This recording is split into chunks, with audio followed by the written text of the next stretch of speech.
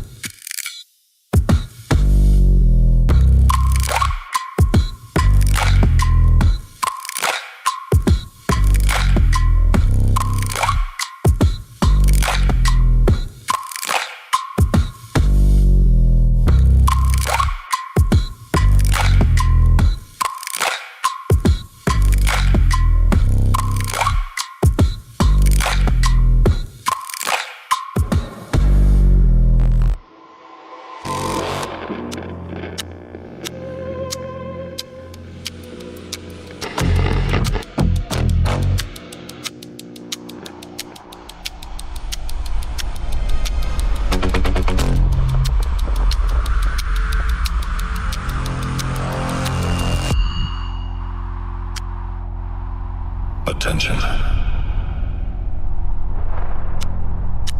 This is an emergency broadcast. If you can hear this, run! Run for your lives! The world has chosen the nuclear reaction.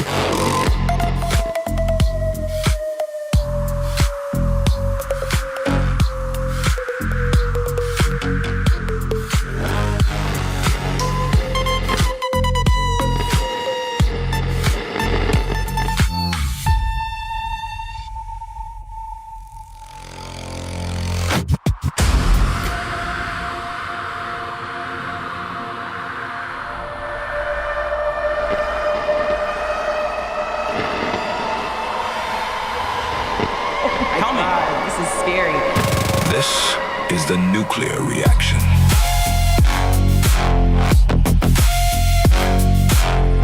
Sir, with all due respect, bro, I promise you would not be smacking anybody in real life.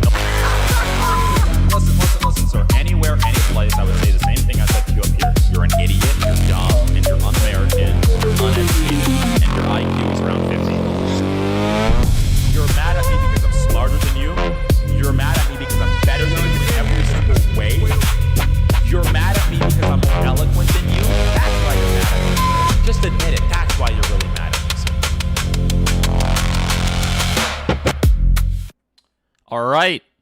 Welcome in, everyone. Whether you're watching on YouTube, X, TikTok, to another episode of the Nuclear Reaction. We have, a story to go over and also a lot of interesting, contentious debates about the core issues that affect Americans.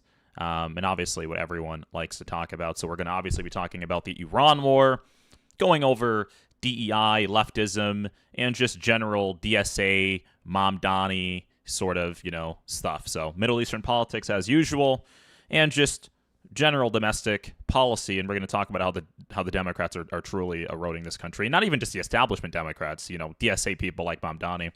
I don't know if you guys have heard the story about his government-owned grocery stores. I've been trying to get an update on that from DSA people and stuff like that, because I was just in New York City. Hey, where are these grocery stores? I'm in New York City. I'll go to one right now. But he recently announced, I think 2 days after I left New York City, that they are going to be opening their first one in 2027. And they are going to be all of the produce, basically, right? The basic necessities are going to be 30% below retail price. Okay, so that's the announcement. But the first one comes in 2027. They're going to allocate about $70 million towards that sort of program. So, I can't wait to see it. Honestly, I would like to go to New York City just so I could experience the government-owned grocery stores that I've been calling on. Where are they at? I want to see it, And even, this is the thing. It's, if he doesn't deliver on his promises, we're all going to say, okay, well, you promised this, you didn't deliver on it. That's one, right? But even if he does, the policies themselves are economically horrible. So even if he does deliver on the 5 government-owned grocery stores, they're going to fail. Delivering on a bad policy is not good for the public or your constituents, okay? It's like me delivering on increasing inflation for everyone. I could deliver on doing that if I said I was going to do that, but no one actually wants me to complete that sort of objective, right? So it's that sort of thing. But welcome in everyone watching over on TikTok, YouTube, and X. Looking at a lot of people joining up on the TikTok chat. We have our first guest. His name is Nine. We have also a guy named Var. Eton says, also any more Jubilee or big debates anytime soon. So, no, I have not filmed anything with Jubilee that is going to come out soon. But I did film with the organization Think Again in New York City a few days ago, actually last Friday. And so we were more talking about the DSA and sort of leftist politics there. James Sunbello says, how is an aggression way just? I don't know how even, that's kind of phrased that in a weird way. How is an aggressive way just? You're saying being aggressive is never just? What's the argument there? That sounds pretty simplistic. Are you Jewish? I like how I'm the Iran war is just, and the question that comes after is are you Jewish though? No, I'm not Jewish. I mean, do I look Jewish? I don't have a yarmulke on my head. I'm not Jewish. Although you don't have to have a yarmulke on your head to be Jewish, but it's no, I'm not Jewish. Did you see Maddie versus Cora? I did not see that. Iran war is just, of course. It's not defensive. Well, it depends on what you define as defensive. You do realize the whole point of the show is that you can come up and debate me on this particular topic, right? So, let me go ahead and send you an invite up here. Let me up. I can invite you up, actually. Let me give you an invitation. What's going on, man? Not much. I'm just curious why you think it's just. Yeah, I think the IRGC has been a threat to America and the West and the Middle East and our ideology since their inception in 1979. You have a lot of background noise, by the way. I don't know if you can get that sorted out. But I believe they've been a threat since their inception. They've obviously been killing American troops, funding 3 different proxy groups in the Middle East that have been causing wars and turmoil and economic damage. And they have obviously admitted to trying to build nuclear weapons and have had the largest missile stockpile in the Middle East. I don't want the #1 state sponsor of terrorism to continue getting stronger and more powerful. I muted you there for a second because you have a lot of background noise, dude. I don't want everyone to just sort of hear that. If you can get that sorted out, that'd be great. Let me invite you to unmute yourself. Is there still a lot of background noise? No, you're better now. You're better now. Okay. See, I don't really agree. First of all, they had a fatwa on nuclear weapons, right? They had an 86-year-old religious leader who was completely against nuclear weapons, said they were un-Islamic. Sorry. So they weren't going to make one a month before the 12-day war. We have inspections. Our government was saying that there is no evidence that they're going to make a nuclear weapon. So we bombed them, attacked them, and then publicly for months started saying that we want regime change. And so yes, now true. of course they're going to make. Yes, it is. No, it isn't. Let's start on the first thing about the fatwa. Do you know what a fatwa actually is?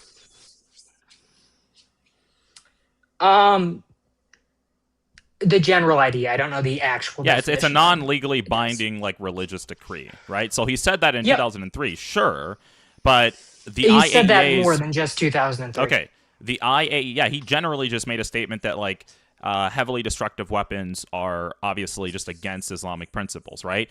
But that didn't change the fact that a 2015 IAEA report said that between 2003 and 2009, Iran had a legitimate nuclear weapons program to build nuclear weapons. Again, not America, not neocons. No, it wasn't. The IAEA said this, and they were doing explosive testing, right, which is already something. They were enriching uranium, and they also had IR6 centrifuges, which someone can please, a nuclear engineer would like. I would love for one to explain to me why they were using IR6 centrifuges, right? And so the IAEA said that they had a legitimate nuclear weapons program back then. Wait, so in 2015? No, a report that was released in 2015 by the IAEA. Yeah, so why did we wait 10 years? Between the years, right? We're under different presidents and we're also dealing with different threats. That's another thing, though. But between the years of that so-called fatwa, between the year that the fatwa supposedly took place, or when he issued it, 6 years even after that, there was still a legitimate nuclear weapons program according to the IAEA. So that whole fatwa thing was just straight up BS. It wasn't a nuclear weapons program. They could have a civilian nuclear. No, it was program. A legitimate. No, civilian nuclear programs like having no. Nuclear reactors are not nuclear. Dude, hold on. You're messing up the terminology. Nuclear weapon programs, of course, is not the same thing as having nuclear reactors or nuclear energy. The IAEA said nuclear weapons programs, not having nuclear reactors. The IAEA knows what they're talking about. They're not like random people on TikTok or anything, you know? Oh, okay. So, can I talk? Go ahead. Yeah, but they never built a nuclear weapon. They were enriching up to, I believe it was 40% is what the JCPOA, that's what the deal was, correct? No, the JCPOA limited them to 3.67% enrichment, not 40%. And by the way, a day before the 12-day war... It was a bit higher. Okay. No, I know what the number was. And by the way, a day before the 12-day war ensued... I'm trying to help you with more information here. No, you're not letting me finish my points. I was just trying to correct you because you're saying false things, like 40%. Okay, so sorry, it was 3%. Is it or is it not true that once Trump left the JCPOA, they were able to enrich up to 60% with an inspections regime? I don't know what you mean by an inspections regime. They were already kicking out inspectors even afterwards. But yes, they obviously increased. So there weren't inspectors coming to Iran and looking at Were they not inspectors? No? Yeah, there were inspectors that were being denied. No, the actual the inspector said that they were being denied access to certain areas, actually. They continuously and repeatedly said that. For example, Pickaxe Mountain in certain areas where they were told that they weren't allowed to go to. And that was even under the JCPOA. I wonder what they were hiding, right? Okay. Sure. Do you really think that the chance that Iran is going to get a nuclear weapon has gone up or down since the 12-day war? Down, for sure. Because now they know that we are willing to militaristically...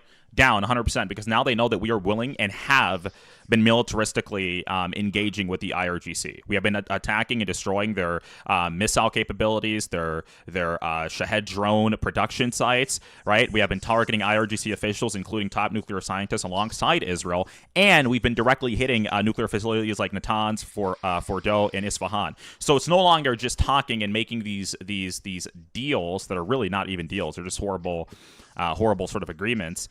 We are actually willing to objectively engage. It's not like Harris or Biden saying, Iran, stop it, Iran, stop. No, it's actually bombing shit, right? So there's a difference. Sure. So do you think that we're actually winning this war? I mean, right in now? what metric are you going to define winning? I think militaristically speaking, of course we're winning because they have taken more damage than we have, and we have degraded their capabilities and depleted their naval capabilities, their air force, and their missile sites, obviously, their nuclear sites. I mean, in every single way, we've won, and we've also taken less casualties than they have. Okay, can I talk? Yeah, I'm not stopping you. You keep asking questions and then keep rambling. Okay, go on. No, there's no way it's going down. Before, we did have some sort of, what's the word? Rapport with them. We would talk to Iran. Now, in the past year, we've been negotiating with them twice, correct? Right before the 12-day war. And then we proceeded to use the negotiations to just bomb them. And then afterwards, we keep, negotiating with them, did the same thing. We go and bomb them. So how are they supposed to think now? Yeah, you're right. We should just stop trying to make a nuclear weapon, which if they get a nuclear weapon, that's their only actual deterrent for war. We're not going to attack them if they have a nuke. So why should they just sit and lay down? And also, no, we're not winning. You can look at we've taken their Navy, Air Force, some of that other stuff. But short of a ground invasion, we're not actually going to change anything. I mean, if you looked at the MOU, all of the most finalized deals that we got with them were they get the Strait and we're going to give them $300 billion. Yeah, that's not even what the deal says. How is that? How is that us winning? Right. When I disagree with the MOU, I think the MOU is absolutely horrible. That's why I asked you, by the way, earlier. Are you talking about militaristically speaking? What are you talking about when you're talking about winning? Militaristically speaking, hold on. Don't interrupt me. Don't interrupt me. Right. That's why I asked you that earlier, and you didn't want to answer the question directly. Militaristically speaking, of course we're winning. That's not even a conversation. That's not even up for debate. Of course, militaristically we're winning. Right. The MOU did include that $300 billion nonsense, which, by the way, it's not that it wasn't money that the federal government was going to give. It was going to be basically the Gulf countries investing into Iran and so on. But again, I disagree with the MOU. I think Vance proposing it was absolutely an awful idea, and I'm glad that we've gotten away from the MOU. Now, you also mentioned. Interruption again. I got to get to your point the points that you made. You made multiple different false points. I let you finish, and now I'm responding to your multiple different false points. Thank you. Okay, Another false point that you made is that we just bomb them every single time we try to say that we're going to do negotiations with them. That's not true at all. So we did not bomb them multiple times in the middle of negotiations. By the way, just so we know, he's totally okay with interruptions. He's totally okay with it. He was just pretending that he didn't like them. I'm totally now we know that. So before the 12-day war started, right in June of 2025. There was a letter sent to the Ayatollah telling him, hey, you have 60 days to reach some sort of a deal before things get really bad. Okay? On day 60, by the way, of that letter being sent to the Ayatollah, that is when Israel actually struck Iran, and then we came in after as well. So they were given a warning that you have 60 days to sign a deal before things happen. They knew it was going to happen. They knew exactly what was going to happen to them if they didn't sign that deal. And I guess they thought they were that they were dealing with Harris or Biden, which they obviously weren't. You done? Did I not stop speaking? That's how you typically know when someone was done. That's how I knew you were done, right? I'm trying to make sure so you had more to say. I was going to let you. I mean, you were interrupting. And okay, but okay. Yeah. Okay. Let's summarize this so I can move on to someone else. Never mind, dude. Okay, thank you. That guy was such a crybaby. It's like the guy kept interrupting me, and he was like, and then when I stopped speaking, he was like, "Are you done?" Yeah, that means I'm done, dude. Like, I don't know. Don't be a whiner. Don't be a crybaby, okay? This guy said I studied at Harvard. Okay, yeah, sure. Yeah. I studied at Harvard. I'm gonna come debate you on DEI, man. Actually, I feel like this person's a troll, but maybe I'm wrong. Maybe they're not a troll. Let's see if he's a troll. Let's see. Let's check. Let's see how good I am at predicting these things. Like Mystic Hey, Man. Matt. I don't know if you guys know Hey, Mystic Matt, Man how are is. you? What's up, man? Are you actually a Harvard grad? No, you nigger. Oh, see, there you go. Bro, I am a beast. Hold on, let me hit this. I am a beast when it comes to finding trolls. Do you see? Like, I'm telepathic with it. I can always sense it. I can sense it. I nailed it. I can sense it. But by the way, if you're gonna troll, come up with something more unique. Come on, dude. Saying the N-word, it's like 2026. You have to hit us with something more unique, something more thought after. But see how I predicted it? I'm just too good with it. I'm too good with it. All right, let's move on to the next person. I think I've seen this person, Spicy Sausage, before. Okay, for the 3 people that are in the guest request, tell me what you specifically want to debate, and I'll bring you up based off of that. Okay? Lol, for real, predicted that? Bro, I'm too good with it. I'm too good with it, man. I'm too good. If Iran war is just, then sign up. Wait, you think that just because someone thinks something is just, that they should always sign up for it? It's like I can be a supporter of, like, doctors and not sign up to be a doctor. I can be a supporter of, like, police officers and not be a police officer. And there's also like an inherent sort of problem with your argument here, because one cannot be a jack of all trades, right? You can't be both like a doctor who's studied to be a doctor for like 7, 8, 10 years and also be like an ICE officer, right? So like you're basically saying that if you're a doctor, you can't possibly think that ICE officers are just, because if you did, you sign up for it. That's like a dumb argument. That's a dumb argument. It doesn't even like make any sense. You need to review your history, sir? I need to review my history? Yeah. Interesting. A Harvard education is meaningless unless you're an independent thinker and not subject to indoctrination. This is the thing. Like, they went around, there was like this organization that went around Harvard asking students questions, and the majority of the students there at Harvard were not really that smart. Like, just because you go to an Ivy League university does not mean you're that smart, because Charlie Kirk went to plenty of Ivy League universities and even like high-end universities, and he was destroying these kids. And they were in college. He never went to college. And college is where all the smart people are supposedly at, right? So that's interesting. Okay, let's bring up this person. I feel like this person's also a troll. Let's see how good my predictions are actually, you know? Hello? Yo. Hello? What's going on, man? I was going to debate you on DEI. You're not actually for DEI, are you? Well, you would have to be, right? I would have to be for DEI? Yes. Okay, what's the definition of DEI? Why else would you get hired for What's the definition of the DEI? Daily Wire? Why else would I get... Well, that's not actually... Inclusion. That's not what DEI... Well, that is what the acronym stands for. But you're saying that I got hired... even if that was true, let's say I got hired purely because I'm a black person, right? Which is not even the case. But let's say that was true, right?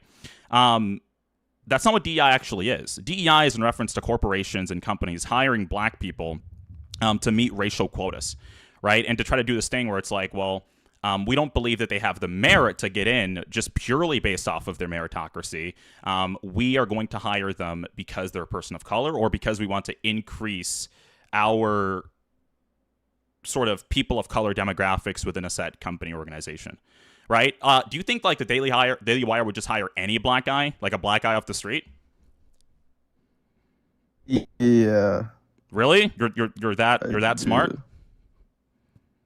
What are the three levels of what are the 3 levels of government? So what are the 3 levels of government? Judicial, executive, and legislative. Okay. Those are the 3 branches of government. 3 branches, not 3 levels of government. What are you What does this have to do with DEI? Hold on, broski? what are the 3 levels of government? What does this have to do with DEI? Because I think what you're does a this DEI have to do with DEI? You got hired. Hold on, bro. Stop getting so mad. Why are you crashing out? What are the 3 levels of government? I'll help you with the first one. Local. What's next after local? I thought you said branch. I read branches. No, I said levels. It seems like you also have comprehension issues. What does this have to do with DEI? Maybe, hey, Matt, brother, you're starting Matt to crash Nuclear, out. Hold on, don't crash out. Hold on, brother, don't crash out. Calm down. What does don't freak this have out. to do? Don't have an episode up here. Calm down.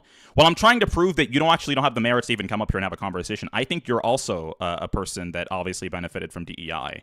Because if you have a high school degree, even if you have a high school degree, I wouldn't even believe that. Dude. Hold on. Stop crashing out for a second. Let me finish. Don't crash You're out. a nigger. I'm here for you. You're crashing out. See the crash out? See how he's crashing out? You're frogging out. Where's the frog? You're frogging out. Don't frog out. What? I don't even think... Brother, calm down. Calm down, brother. Don't frog out on me. You're frogging out. What do this? Mr. Defender of DEI. Well, I've already answered your question, but you're frogging out. The answer to your question, you have to stop talking. What does that matter? Let me teach you. Listen, it would appear... Hold on. Let me answer you. I'll answer. Why does it matter, right? So it would appear that you're a Homo erectus. You don't have like the brain capacity. Just hold on for a second. You have to let me finish. Okay, let me help you out. it would appear that I'm speaking to a Homo erectus. You're obviously one of the earlier hominid species. You don't have the cortical neurons to actually comprehend how conversations work. You ask me a question, and I'm saying I'm going to respond to you. For the third time, you don't want the answer. The reason why that matters is because I don't even think you have a high school degree. And if you do have a high school degree, you got it off of DEI, because no way someone that is as dumb as you, right, can possibly achieve any educational attainment or level purely based off of the merit. So I don't know if you got it based off of disability or something else like that, but it could have possibly been because of the merit. That's kind of the point. Not knowing local and state, federal, like as 3 levels of government is your issue. And you're like, well, I thought I understood 3 branches. No, I said 3 levels. And I said it, by the way, multiple different times, but there's obviously like a comprehension barrier between me and you. It's not my fault that I can comprehend and you can't. You know, it's sort of, you can, I don't know who to blame for that. It's, you know, some people say it's, maybe you're just born with it, man. All right, let's move on to the next one. Please, people, don't crash out. Okay, because we had that guy, he came in, he was a little calmer, but then he ended up crashing out on me. Try not to crash out on me, guys. Really, don't crash out. Because you make yourself look really bad when you start crashing out up here, okay? But I can sort of turn into a therapist if you need any help as well. I'm sorry, I really enjoy this stuff. I really enjoy it. Especially because people get so riled up. What's up, man? Spicy, hey, Matt. You've been waiting a while to come up here, huh? Yeah, I'm sorry. Can you hear me? I can't. Have I had you up here before? Yeah, I've been up here before. Yeah. Were you that guy that was like making that apartheid West Bank argument? Probably. Okay. Nevertheless, what topic do you want? That's fine. What topic do you want to debate today? Well, first of all, I just want to say I had a lot of fun watching you on Jubilee. So okay, props to that. It's always fun when you show up there. The other side of it was, I wanted to say that guy that was trying to debate you on Iran. I thought it was strange that you were talking about the military dominance and everything else of the United States, and the one thing that kept standing out to me the whole time was about how like absolutely depleted our missile capabilities have become, much like our national like oil reserves are depleted because of this war. That's not true. So there's no evidence to indicate that our national oil reserves are depleted because of this war, and that doesn't even make any mathematical sense. They're at the lowest point in the last like 45 years or something like that. Well, the thing is that you're saying depleted. Like we get over like half of our like foreign oil from Canada. How much of our oil comes from the Middle East? It's not even 10%, I don't think. So how would that even work? Because Donald Trump is actually like flooding the U.S. market with our oil reserves in order to keep gas prices low. Because if he wasn't doing that, and also the other side of that is like China, for some reason, has decided to not import nearly as much oil since the start of the war. So like, what do you mean for some reason? They're importing less oil because the Strait of Hormuz has become semi-permeable, and crude oil purchases of Iranian oil from China has also decreased by like nearly half. And the explanation for that is pretty simple, right? Well, no. I mean, like China was importing way much more oil before the start of it, and then they stopped. Why do you think literally that is? when this? I think they made the conscious decision like not to. Like, what do you mean? It wasn't because of lack of availability. Like they cut the demand is what I'm saying. Not that they were incapable of doing it. What I am arguing is that they decided to say, you know what, we're going to cut the demand specifically from here, and they're probably importing most of it from Russia. So again, like, why do you think China at the start of the Iran war decided to cut their so-called demand? I don't even think that the demand was necessarily cut. The supply was cut because you remember when we blockaded the Strait of Hormuz in reference to like blockading Iran's blockade essentially, and where we prevented Iran from exporting oil and they lost billions upon billions of dollars worth of oil revenue. Do you remember that part? So if we prevented Iranian ships from sailing out of the Strait of Hormuz and by the way, half of their oil already goes to China, then don't you think that was the reason why China purchased less Iranian oil, because they physically could not purchase any more? Yeah. Yeah, but no, but Okay. what I'm saying is what I'm saying is kind of very specific, and what I'm saying, I'm not wrong in saying it. They literally, okay. Look, I don't want to go down this rabbit hole, but what I'm saying All right. is my ultimate point is that China did us a favor as far as the price of gas in the United States is concerned, based on that choice. That's just separate. So that's one. Number two, Pete Hegseth was literally at on the floor. Was it last week or this past week, where he was begging for more money to rebuild our stockpile of missiles, which we have depleted through Ukraine, Israel, and otherwise. It's obviously been depleted. Now, whether or not it's at a critical state, I've seen no articles saying specifically that. But the point was that, by the way, Iran has obviously incurred more damage during the war to their production sites and so on and so forth than we have. They haven't hit any of our real production sites, at least not to my knowledge, right? They've hit but Iran has been bases. preparing for this. Yeah, but they're obviously not doing well. It's not going great for them. But we do have other people in the requests. They lost. They're doing They are doing extremely well. They have become the fourth. They lost. They've become like the fourth multipolar. Hold on for a second. They've lost nearly half of their missile stockpiles, right? They've lost a significant portion of their Shahed drone capability, which means they have less generally to launch. Their 3 nuclear sites have been damaged, and thousands of centrifuges have been destroyed, and they've been moving things to Pickaxe Mountain, which we're going to hit pretty soon, right? Which again, their military leadership has been their military leadership has been annihilated. Their leader died on the first second of the war. How is this good for them? Do you actually think that if you're Iran, you would say that you're doing amazing? They are, because the American people are feeling the squeeze. We are like months away from a complete economic global collapse because of the way that from the way that the United States have run this war.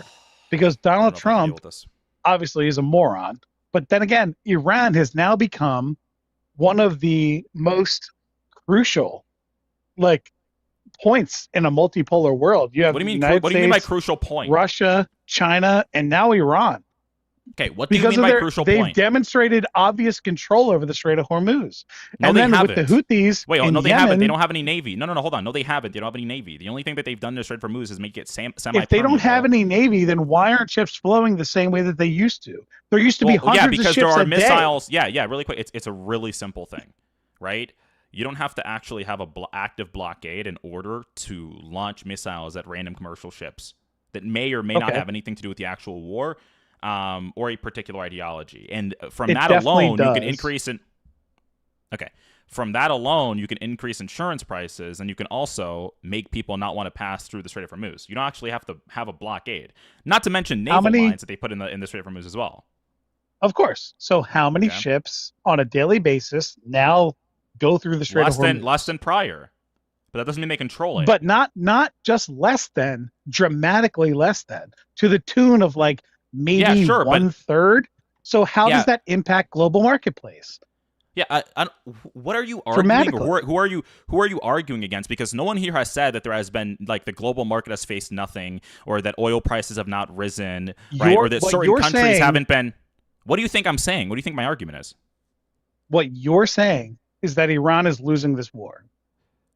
Wait, you think that Iran is winning the war because they're pissing everyone else off just by disrupting global oil prices? Because if that's what you're saying, China has been very pissed at Iran for what they've been doing. They've been actually more aggressive against Iran. Bro, there's been reports that China is supplying military information for targets. That's for Russia. Iran. That's Russia, not China. That's Russia, not China. It's China. No, it's Russia. I've read the articles. It's China. It's Russia, not China.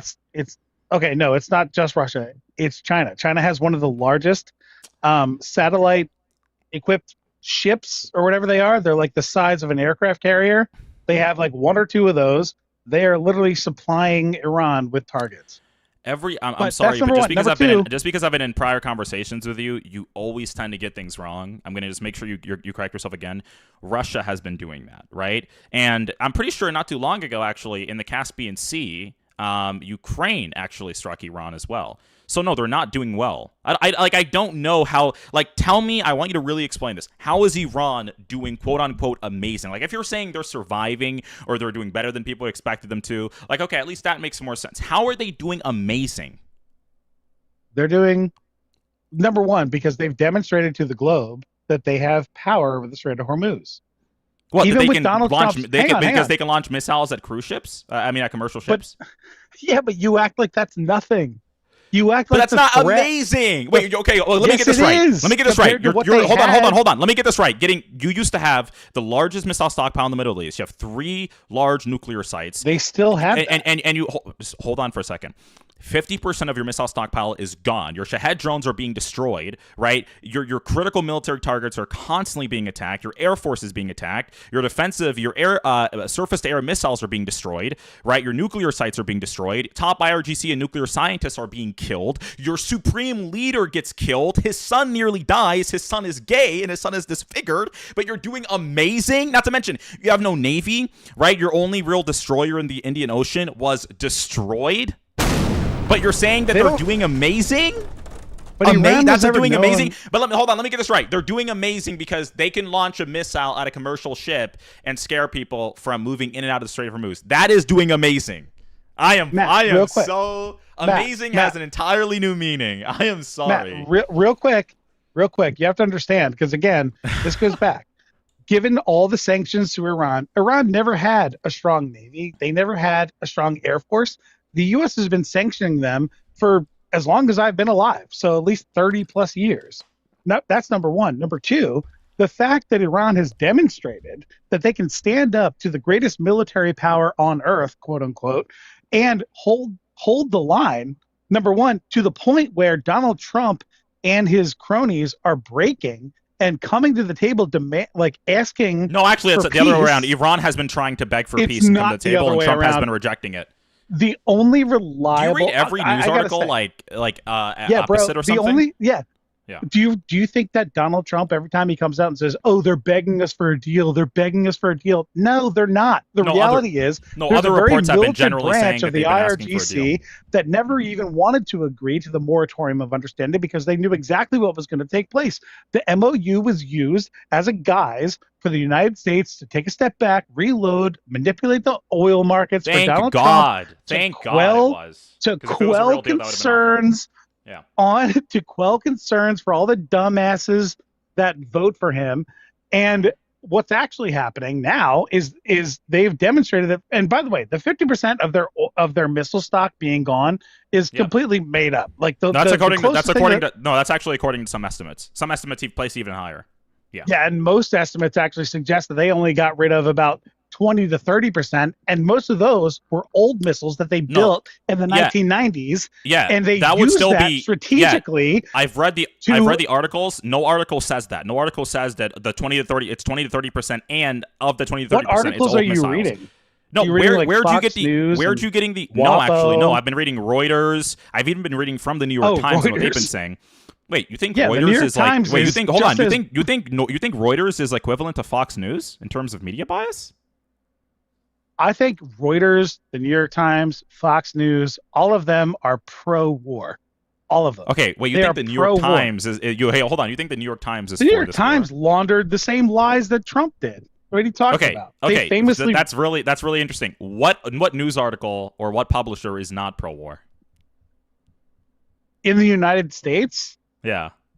You'd be hard pressed to find one, my man. I mean, you got to find. Hold on. Hold on. How about this? Let's go a little international. Do you think Al Jazeera is for the Iran war as well? Al Jazeera is not for the war. Okay. So you're saying that every single American media company is for the Iran war, basically. I'm saying every single media company that is owned by a billionaire. In the United States, in the United States, is more than likely willing to just regurgitate these quote unquote leaks from unnamed intelligence sources That's to always the how American things people. works when you're dealing with contemporary like active Yeah, of course. conflicts. You're always going to have like leaks, or you're going to have certain people that are unnamed saying things. That's generally how things are. Nothing is conclusive yet, but I think nevertheless, even if it's 20 to 30% or up to 50% or even up to more than that, I wouldn't call that amazing, especially when all sorts of our let's say if I'm Iran, all sorts of our active military sites and strategic vantage points are constantly being attacked, and America has become even more vicious now than they were before. Yeah, I wouldn't call that doing amazing at all. And you're talking about the disruption to the oil market. Of course, that exists, and that's really like the only leverage that they have. But what about the billions of dollars of oil revenue that they have lost? What about the rial, the Iranian currency being at like 2 million to the dollar? What about hyperinflation in Iran that's been talked about by economists, right? But what about the fact that people don't have internet there? Like you're saying that having hyperinflation, having the rial 2 million to the dollar, having all your missile stockpiles being sites being attacked, your production sites being attacked, your nuclear sites being attacked, having your supreme leader that's been reigning since maybe I think the late 80s. I think Khamenei was reigning since the late 80s, being killed in the first day 70s. of the war by Israel. No, not the 70s, because the first leader was Khomeini, not Khamenei, but that's another thing. You're saying that all of those things are amazing for Iran. They're doing amazing. Yeah, Matt. I'm using it comparatively to what they were. And again, this is why it matters. Like, wait, all of those things that you're talking about, like, oh my God, they got the internet cut off, and they're losing billions of dollars in oil revenue, and they're losing this, they're losing that. You're talking about a civilization of people that has been completely sanctioned on the global marketplace for such a long time. Why? As if they weren't already planning. Hold on, why? Again, hang on, real quick. Well, first of all, the answer, U.S. imperialism. That's U.S. imperial. Hold on. What about the funding of like? Hold on. What about the funding to the Houthis in Yemen, Hezbollah in southern Lebanon, and Hamas in Gaza? Do you think that has anything to do with the reason why they were being sanctioned, like being the main state sponsor of terrorism? So you're saying that sending money to terrorist organizations is a bad thing? Because the United States does it all the time. Hold on. Who do you think overthrew the ruler in Syria? Wait, it was sending money to terrorist organizations. So wait, hold on. Without trying to do a whataboutism, do you think funding terrorist organizations It's not are a bad? whataboutism. No. Hold on. Let's focus on the topic really quickly. Do you agree that funding terrorist organizations that start wars is a bad thing as a general concept? Yes or no? Yeah. I do. Okay, That's perfect. why Okay, I perfect. do not Okay, support perfect. funding Do you believe? U.S. Okay, wars. that's totally Because fine. the United No. States Don't do is the whataboutism. largest Hold on. Don't jump anywhere. Don't jump anywhere. Yeah, I get it. organization in I the world. get the typical leftist argument. I understand it.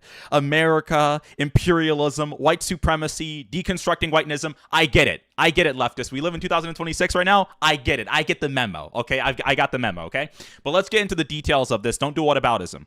So Iran, according to the FDD, was spending $16 billion every single year funding the Houthis in Yemen to disrupt global maritime trade and attack Saudi Arabia. They just attacked a refinery site in Saudi Arabia. Okay, they did $200 billion worth of economic damage in 2024 alone, according to World Economic Forum, and also destroyed Egypt's economy. You have Hamas in Gaza that started the second largest a war against the Jews with the second largest terrorist attack in the 21st century, only second to 9/11. You have Hezbollah in southern Lebanon that helps poisons Americans in South America and starts wars with Israel and obviously undermines the Lebanese government sovereignty. You're saying Iran funding these groups does not warrant sanctions. Don't go to any other country. Warrant sanctions. Okay, so you're for the sanctions then. Hold on. So you agree that those things? No, I'm not. Okay, so Here's hold the on. weird thing, Matt. So you think you can fund 3 terrorist groups and you shouldn't be sanctioned for it then, right? Is that the limit? So if you fund 3 terrorist groups, you should be sanctioned by the world? I'm asking you. What do you think? Because I think you know the answer. You already know that there is no country on earth that supports more dictatorships across the globe than the United States. See how he's doing a whataboutism yet again. It's not a whataboutism. This is the issue with leftism. Hold on. Don't focus on the United States. Let's focus on Iran. Hold on. Isolate America just for a second. Focus on Iran. Let's get detailed and specific here. Focus on Iran for just a second. Okay? So for all of the things I've already mentioned for the 3 different terrorist organizations that they fund and what they do, right, and them being the main state sponsor of terrorism for those groups, does that warrant sanctions on Iran themselves? Yes or no?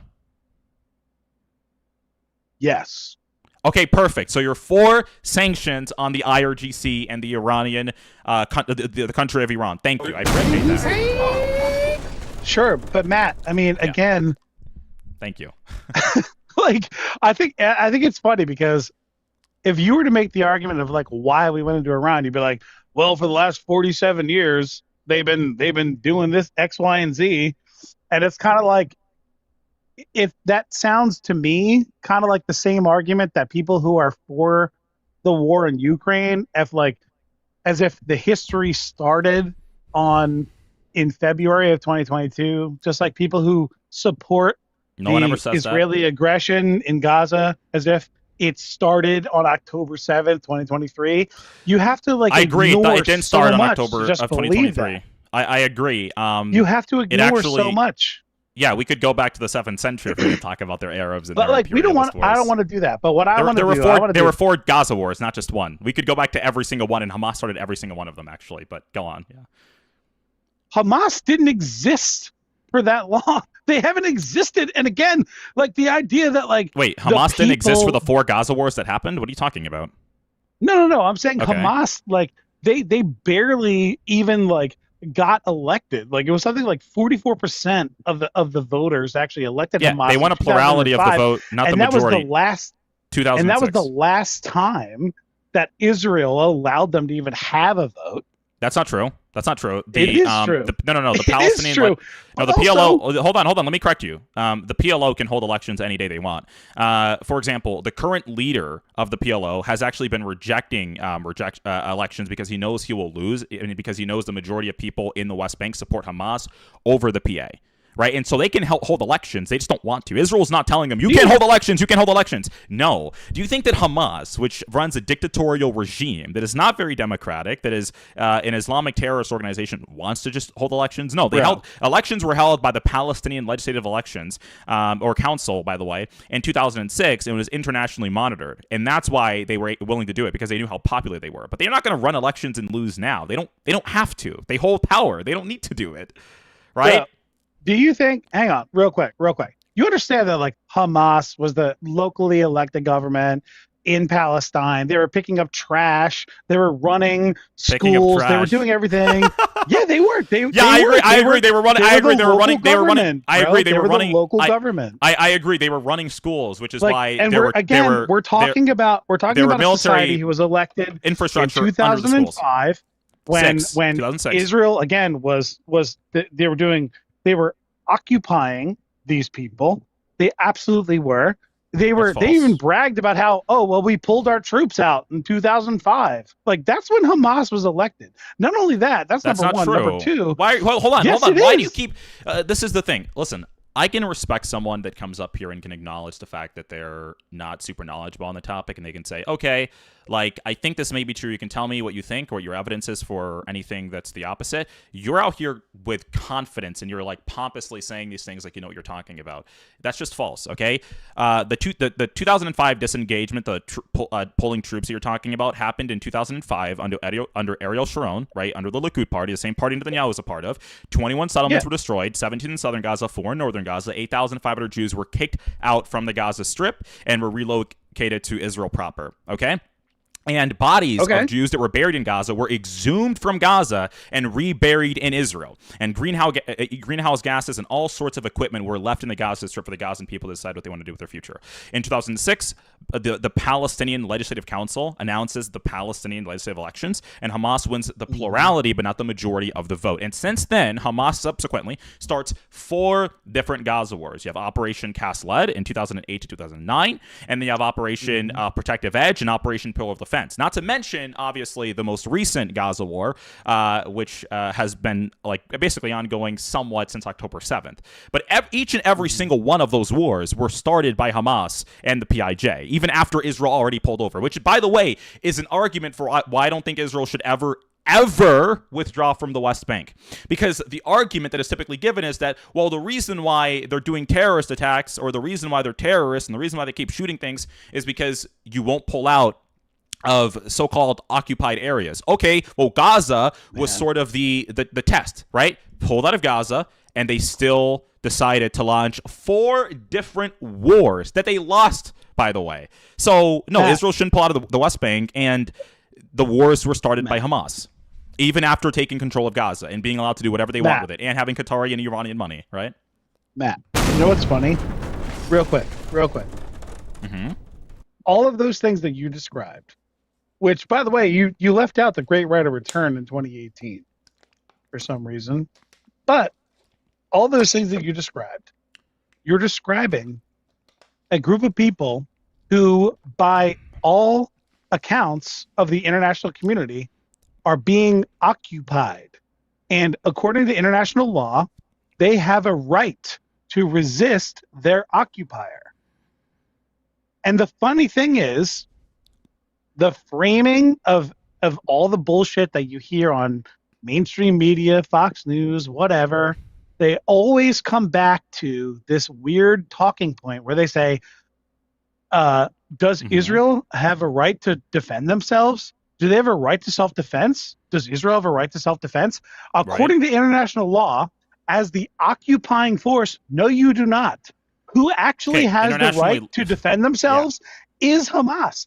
Is the occupied people international of law doesn't Palestine. say that. Okay, really quickly. International law doesn't say that. Does. I've read international law. Yeah, this is one of those like moments where you're just making stuff up again. It does It's not say not that one of these if you are the moments. occupying That's real. force, you don't have the ability to engage in militaristic activity. Yeah, so which article is that? They do not. Which article is that? They do not.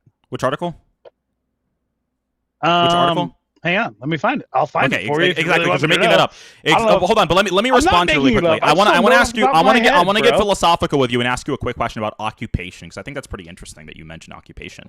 And so when we're talking about occupation, interesting that you want to change the subject to be philosophical. No, I'm not trying. No. Hold on. I just want to get a concept through. You're saying they've been occupying Gaza. Let's say prior to October 7th, just for a second. Are you talking about like actually occupying prior to October 7th? Okay. Yeah, okay. Because obviously Israel is now inside of the Gaza Strip now, right? So really quickly. No. Are you talking about? I got you. Perfect. Are you talking about like actually occupying land? Or are you talking about having like a blockade around the Gaza Strip because a terrorist organization runs it, which, by the way, is joint with Egypt since 2007 between an agreement between Israel and Egypt? Because no country that has an enclave full of designated terrorist organizations and supporters of terrorism, right, is going to just say, yeah, anyone can come through. Yeah, you want to kill all Jews and you're in Gaza? Yeah, you can come through, bro. You can come through. It's fine. No border, no blockade. Come in at will. You hate us? You want to kill us and slaughter us? That's totally fine, bro. No border. And by the way, do you know what really justifies the Gaza border? October 7th, 2006, 2008, 2009, 2012, 2014. All of those times where Hamas and the PIJ decided to launch a terrorist attack justifies the border. If they hate you, if over 70% of the Palestinians in Gaza, according to the PCPSR, the Palestinian Center for Policy and Survey Research, said that they loved October 7th, yeah, call me crazy, but maybe you should have a really strong border against those people. Maybe there should be a really good border. And do you know how much grace Israel had? Israel had so much grace that even prior to October 7th, over 20,000 people in Gaza had work permits to work in Israel. They were given work permits, which meant they could go in Israel and work in the agricultural sector and make way more money than they were making inside of the Gaza Strip. So what the hell are you even talking about? 20,000? I want to get something how from many? you. Right, I want to get something. Well, there's not a whole ton of people in the Gaza Strip, but I want to get something out of you. Holy shit! What do you actually consider an occupation? Try to be simple with it. Don't give me a long-winded response. What do I consider an occupation? Yeah. What Israel has done to Gaza. No, for the actually last descriptively 50 years. explain. Yeah, that's another way of avoiding. Descriptively explain to me what an occupation actually is to you. So when you are a separate power or a separate government who is controlling not only the people of a separate, unrecognized nation, people who are not even allowed to fish 20 miles off the coast of their own country. A blockade? Which, again, that they're not able to, you're the one who controls what can go in and out of a certain country. Okay, hold on. Nothing too long-winded. So you're basically saying a blockade constitutes occupation, right? No, I'm essentially saying that Oh my God. You Israel described it has as a been blockade. occupying. Brother, please, Yeah, but without, again, just for a Matt, second, you do you're this trying to thing, give me a Matt, you definition. gotta Hold on, stop hold on. doing it. You're trying to give me People a definition. don't buy it, bro. I get that you're saying Israel did this and Israel did that and Israel killed Julius Caesar. We get it, brother. We get it, okay? But I want you to actually get through this for a second. Brutus so does a killed blockade... Julius Caesar. Okay. Well, Candace Owens would probably say Israel did it, but nevertheless, and Israel also is the reason Candace why someone Owens tripped would and fell say today. that it was Macron's But wife, who's a man, killed it. Maybe probably say that as well. To be honest, I can agree. Can we shake on that? We can probably agree on that. Yeah, we can agree. Brigitte Macron's, Emmanuel Macron's wife's testicles is what killed Julius Caesar. It was not the Roman Senate, actually. Okay. Agree. So, do you believe and they're called that Brutus. Okay. Do you believe that a blockade constitutes an occupation? Try not to go off on a tangent here. Do you agree that a blockade constitutes an occupation? Oh, sorry, I did not mean to mute you. Sorry, I pressed my keyboard at the wrong minute there. Okay. Strictly speaking, no. Strictly speaking, no.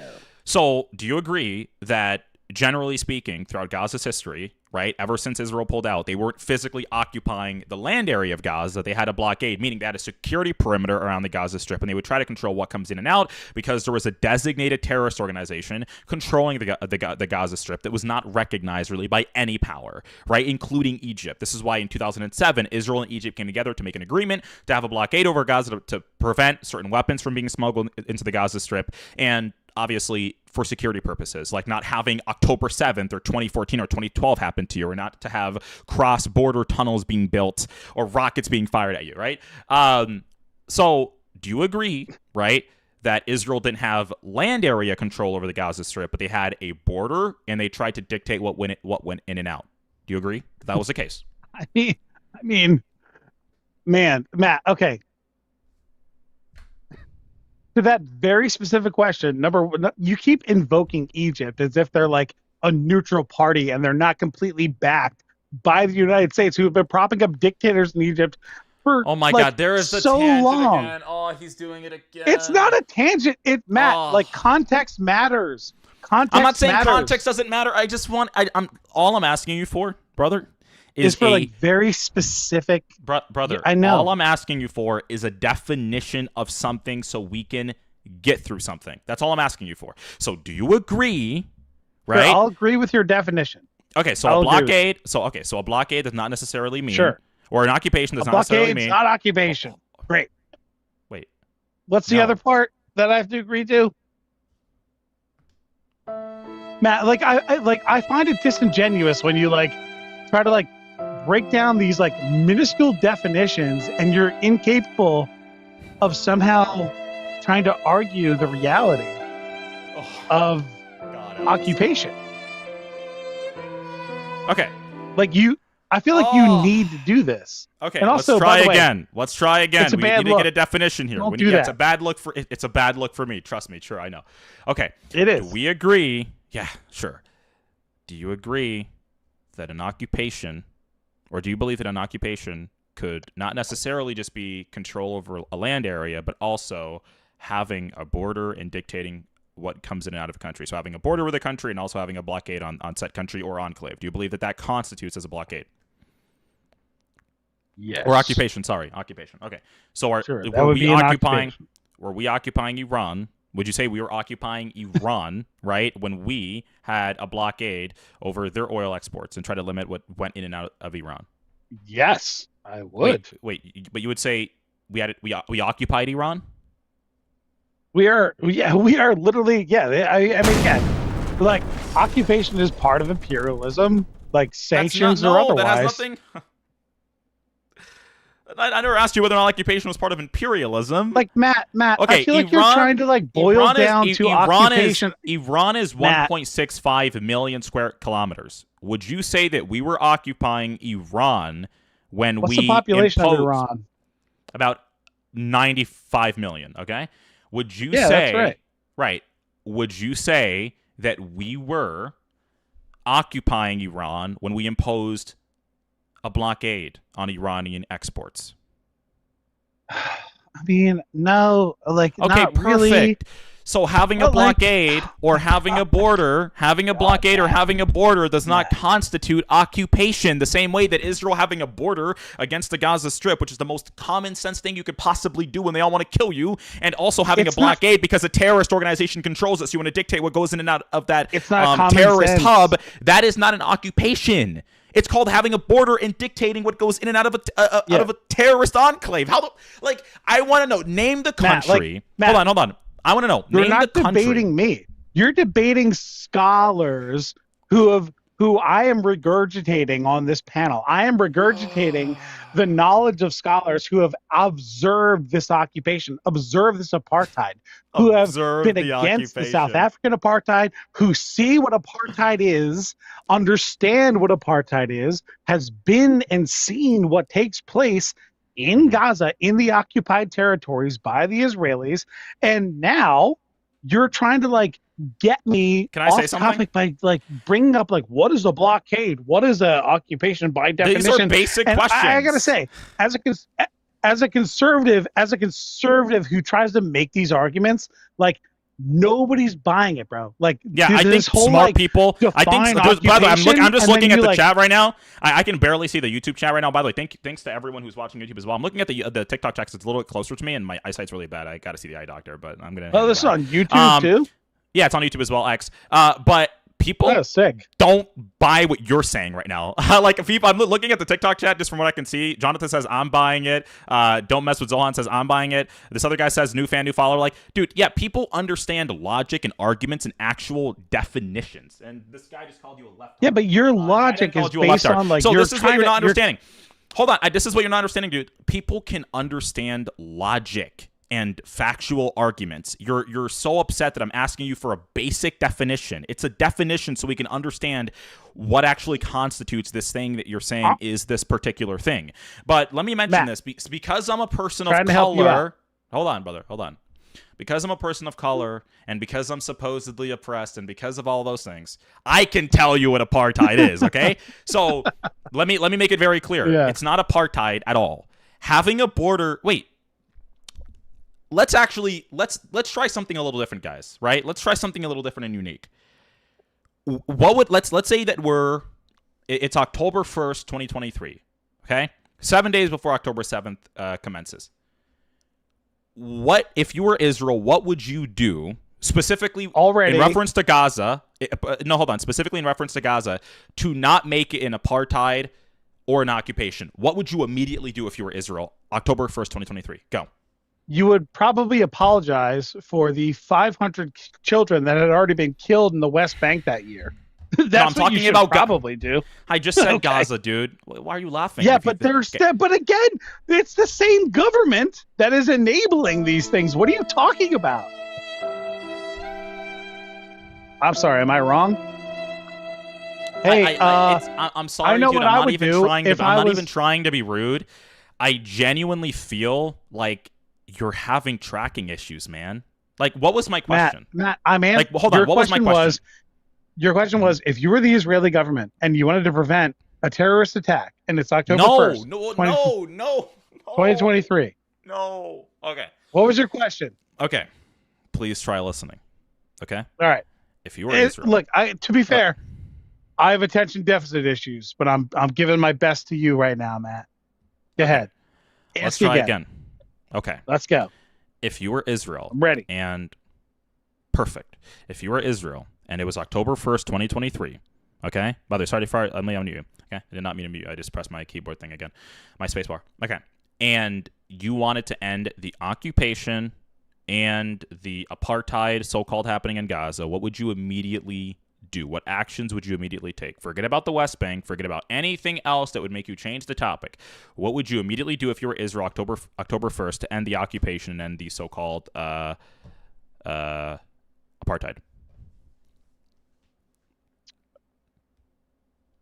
Am I Benjamin Netanyahu in this scenario?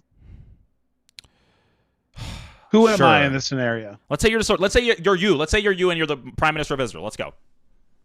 Great. What we're going to do is we're going to become an actual democracy, and we're going to have a one-state solution where we allow everybody who is a citizen. We'll make all these new citizens. It'll be great. We'll be a one-state solution, and we'll all be a big democracy where we allow people to vote and we give them equal rights. They can drive on the same roads regardless of their religion or otherwise. You know, it'll be great. It'll be like living in the United States. Okay, you didn't really answer my question. What would you immediately do to the Gaza Strip? So would you open up the border? Okay, how about let me yeah, of course. Hand through this. Of course. So you would immediately open up the Gaza border. Yeah, and we would allow these and people you would allow to hold access on. Medicine, and what would you do? Healthcare, and what would you? All these things that they've been deprived of. No, they weren't being deprived of that prior to October 7th. Yeah, they were. October 7th, they received that, but nevertheless, what would you do with all the they people have to go pouring through in? checkpoints to get cancer treatments, bro? What would you? Okay. Like, what are you talking about? What would you? Plenty of people. Have you ever heard of like people traveling for healthcare? That's not a very uncommon thing, right? But nevertheless, not when you live in Gaza. Try not to go through checkpoints. Try not to get to a hospital that can treat your cancer. What checkpoints in Gaza exist? There's so many checkpoints to get through certain points. Are you talking about? Oh, I don't know what's so confusing for this person. Are you talking about to get from a non-Israeli controlled area to an Israeli controlled area? Do you have to go through a checkpoint so people can know who you are and whether or not you are a terrorist or they have equipment? Yeah, that is basic stuff, dude. That is the most basic shit known to man. It's not basic. Okay, let's try again. Let's try again. You're treating Palestinians as if all of them are like, again, you have to like. Do you know what this argument is? Do you know what this argument is? It would be like me saying that the TSA thinks that every American is a terrorist. Is a terrorist because they screen everyone, whether you're a baby, whether you're 50, whether you're 20, whether you're 30, whether you're liberal, conservative, whatever. Right. You have to go through a TSA checkpoint, regardless of whether you're Arab, black, white, whatever. Okay, and so every single person that is in a non-Israeli controlled part of Gaza that wants to go to an Israeli controlled part of Gaza has to be checkpoint. Has to go through a checkpoint so that they don't have a fucking explosive on their chest and blow the fuck up and kill so many different people. Yeah, why do you think that's crazy? Because the other side of it is that the TSA on the other side has already decided that they're not going to let chocolate, fucking, regular medicines, curable vaccines into the other side of it. If you live outside the airport, that's the TSA just not true. Is going to be the ones. That is true. That's what's happening. It's an apartheid state, Matt. You're a smart guy. This guy actually can't comprehend. Smart guy. This guy can't comprehend it. This guy can't comprehend it. Can I tell you the truth? Can I tell you the truth? You can't. When I first actually started hearing about this topic, I didn't even know who was on the correct side of things. So I was like, let me do my due diligence. Let me not just like become very low IQ and say, okay, this is my perspective already because some left-wing girl with a nose piercing told me it's an apartheid. I did research. I did my due diligence. And probably kind of hot, though. I mean, come on. You like it, right? What? She got a little nose piercing. You like it. She's probably kind of hot, though. Not to get you off topic. What is honestly wrong with this guy, man?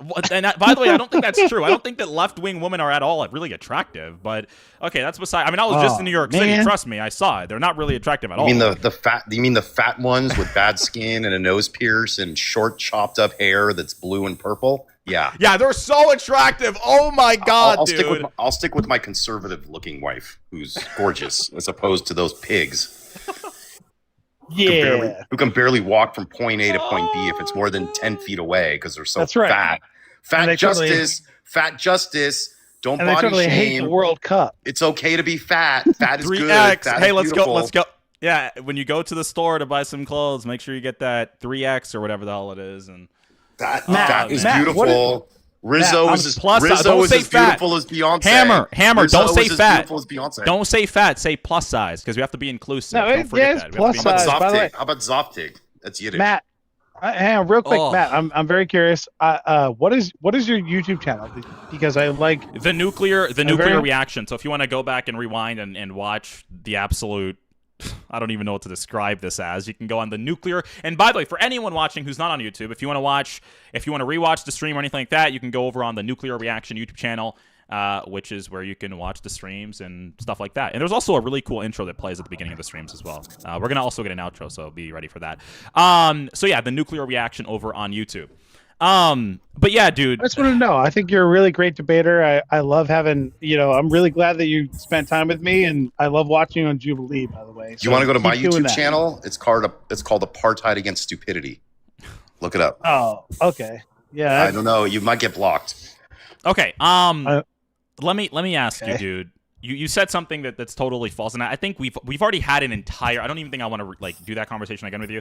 I already debunked you on the whole apartheid claim because it's bullshit. But what would you do, right, in the situation in which, sure, you open up the border and you let all those Gazans in that are unvetted, that could or could not have weapons, that you're not going to put through checkpoints because that's racist or that's evil or whatever. So they're going to all just pour in, regardless of ideology, regardless of their history. They may be part of the PIJ. They may have been part of a terrorist attack. You never know. You're going to just let them all in anyways. Okay, perfect. That's great.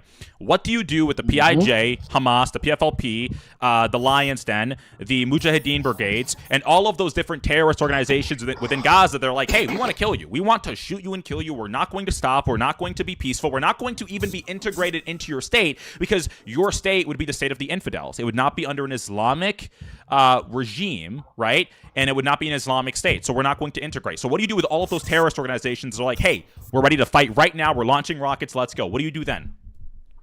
Man, I think it's pretty clear that what you do is all the people who are not that, you allow them in, you give them have a vetting process. So you do have a vetting process. And you say, hang on, if you're wrong? Wait. Why can't I answer the question? Let him go. Yeah. What if you're wrong? What if you're wrong? What if you're wrong? Okay, let these people in, you make them citizens. Okay, and then they rise up. What happens then? Like, what if you're wrong? God, dude. Oh my God. Okay, we know what you're going to say. Let them in, make them citizens. Human death and suffering is not. Okay, great. What if you're wrong? What if you're wrong? You're not Israeli. You don't have to live there.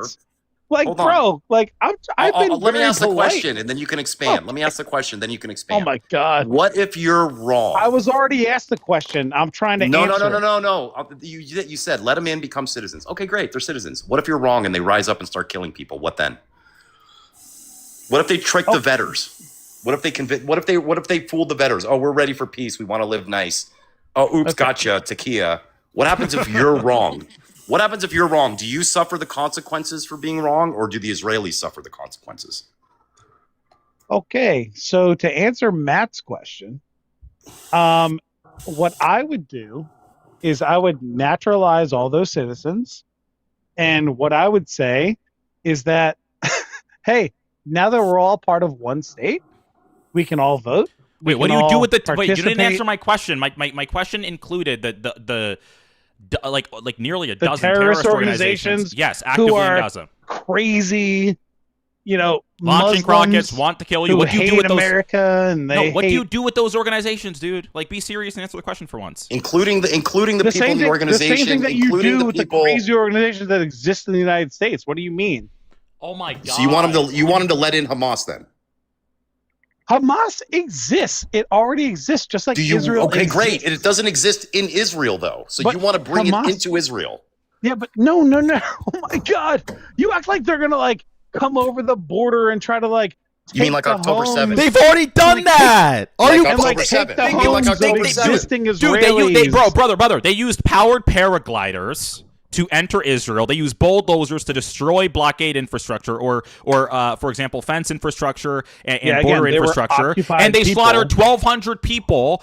Over half of them being civilians. They kidnapped 2 babies, brought them into Gaza, strangled them with their bare hands, and they recorded slaughtering 365 people at a music festival. It's because of occupation. I get it now. Okay, no, you're right. It's because of occupation. We actually don't even know. No. Because Israel wouldn't let journalists in, and also. Okay, great. We're not talking about journalists. We're not talking about journalists. We're not talking about journalists. We're not talking about Hannibal Directive. We're talking about Hamas. The Hannibal Directive. We're talking about Hamas. Do you know what the Hannibal Directive is? Hang on, King.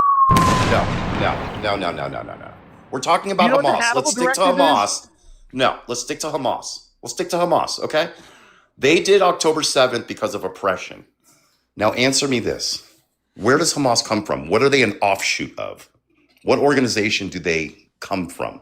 Do you know what the Hannibal Directive was? What organization? Yeah, the Hannibal Directive. I know all about it. What was the Hannibal Directive? In 2016. Great. Now tell What me. was the wait? Hang it was on, repealed real in quick. 2016. It was repealed in 2016. Perfect. But now, it was given on that day. No, it wasn't. Haaretz. No, Yes, it wasn't. It was. Now, great. According We're to going to stick with Haaretz Hamas. and Fine. multiple They did the sources. Hannibal directive. You're right. They killed all Oh, of them. so now that's okay, great. That's all right. great. You're right. Now let's stick to Hamas. So, but what let's is stick it? to Hamas. You're going to get so dropped. Did Hamas kill 1,200 people? Yes, they did. Now, getting back to Hamas. And let's how see if many? you can answer. Let's see if you can answer a question. Hamas is an offshoot of what organization? Since it's about oppression. How many of them were? You're going to get dropped, dude. You're going to get dropped if you don't answer the question. Why? Okay, next. Why? Because you don't get to come on here and monologue and take over the live with your bullshit. You want to have a conversation, have a conversation. You said it's about oppression. If it wasn't for oppression, if Israel just let them in and they voted, everything would be okay. It's Israel's oppression that's the problem, except Hamas is from the Muslim Brotherhood.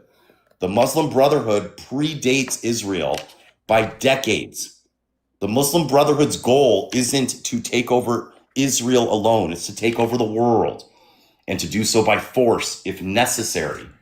So your idea that it's about oppression is ignorant. And if you're wrong and you let in all those people and they start murdering Israelis, you know what happens to you? Nothing. You get to be a loser on TikTok who just happened to be wrong. But you know what happens to the Israelis? They have to suffer the consequences. So rather than risk it, because these people are trash, they are the dog shit of the earth. Palestinians are a skid mark on the earth's toilet. Rather than risk it, we'll keep them in fucking Gaza. And if we can, hopefully, push them as far out of there as possible. The further, the better. Greenland is my suggestion. Okay, well, I mean, I'm not saying I agree with what Hammer just said, but again, like, it sucks because the spicy, what's his name? I don't even know his name. This spicy sausage guy is like incapable of being realistic here for a second. It's like, what do you do with a bunch of these terrorist organizations actively in the Gaza Strip? What do you actually do? And it's like, well, there are terrorist organizations everywhere, and we're terror. By the way, I have to drop you, Hammer. You got a violation. There are terrorist organizations everywhere, and we're terrorist organizations. Like, dude, just answer the question. Be realistic. By the way, I don't condone what Hammer said, just to reiterate that before anyone clips that and says whatever. Yeah, okay. Is he still here? He is still here. Okay, Hammer's on another account. Okay, let's bring Hammer up. Hammer, please try to be more family friendly. Or friendly, sorry. We love you, but you have to try to be a little bit more friendly, family friendly. Sure, all the guys got to do is have a conversation and back and forth and not dialogue against something. I got to give you, by the way, Spicy, I want to give you some credit, one, for thinking, so for liking to watch me on Jubilee, wanting to know where my show is on YouTube and stuff like that. Like, you don't seem like a bad guy. You seem like a decent guy who comes from who has a different political opinion. Now, I think you're incorrect. I think you're ignorant on your takes, but I don't think you're like an evil, malevolent guy. But I think that when I'm asking you some of these questions, like, what do you do with a bunch of these different terrorist organizations that in all reality are Islamic, hold an Islamic view to this, are fundamentalists, are saying, hey, we want to slaughter every single Jew hiding behind a rock because Sahih Muslim tells us to, right? And that this is how we're going to make the end times come about. What do you actually do if you're Israel with those terrorist organizations? Forget the citizens that you've somehow been able to vet and make citizens of the country. What do you do with the collaborators of Hamas and the terrorist organizations and the people that are still supporters of October 7th that don't want to integrate? What do you do if you're Israel? Go ahead. Okay. Matt, real quick. I just want to say, I'm sorry to do this, but I really appreciate you having me on. But I want to also say I've read a lot of books. If I mischaracterize something, it's not my intention. I'm not trying to lie to you. I'm trying to pull it out of my memory. I'm not doing things or saying things that I'm mischaracterizing on purpose. That's never been my intent. My intent the entire time has always been to be accurate in what I say. And if I'm wrong, I will accept that and we can kind of look it up and we can move on and I'll apologize. I'll accept that I'm wrong. That's number one. What's your favorite book? What's your favorite book on the subject? On the subject of... You said you've read a lot of books. Did you mean on this subject or in general? On which subject? And on The Gaza? Israel-Palestinian subject On that Israel? we're talking about. I mean, shit, man. You know, Gaza writes back. The Gaza 100 writes Years back. War. Wait, hold Yeah. on. Gaza writes back. Who wrote that? How to Sell a Genocide. I mean, shit, man. Like, what do you? You the read 100 Years War on Gaza Palestine. Writes Back, short stories by, who is this? Short stories by Rifat Al-Arir. You read that? Yeah, Rafat Al-Arir. It's Okay. actually just a bunch of short stories from children who live in Gaza. Okay. And he was murdered. And that's he your was favorite? targeted. That's your favorite book?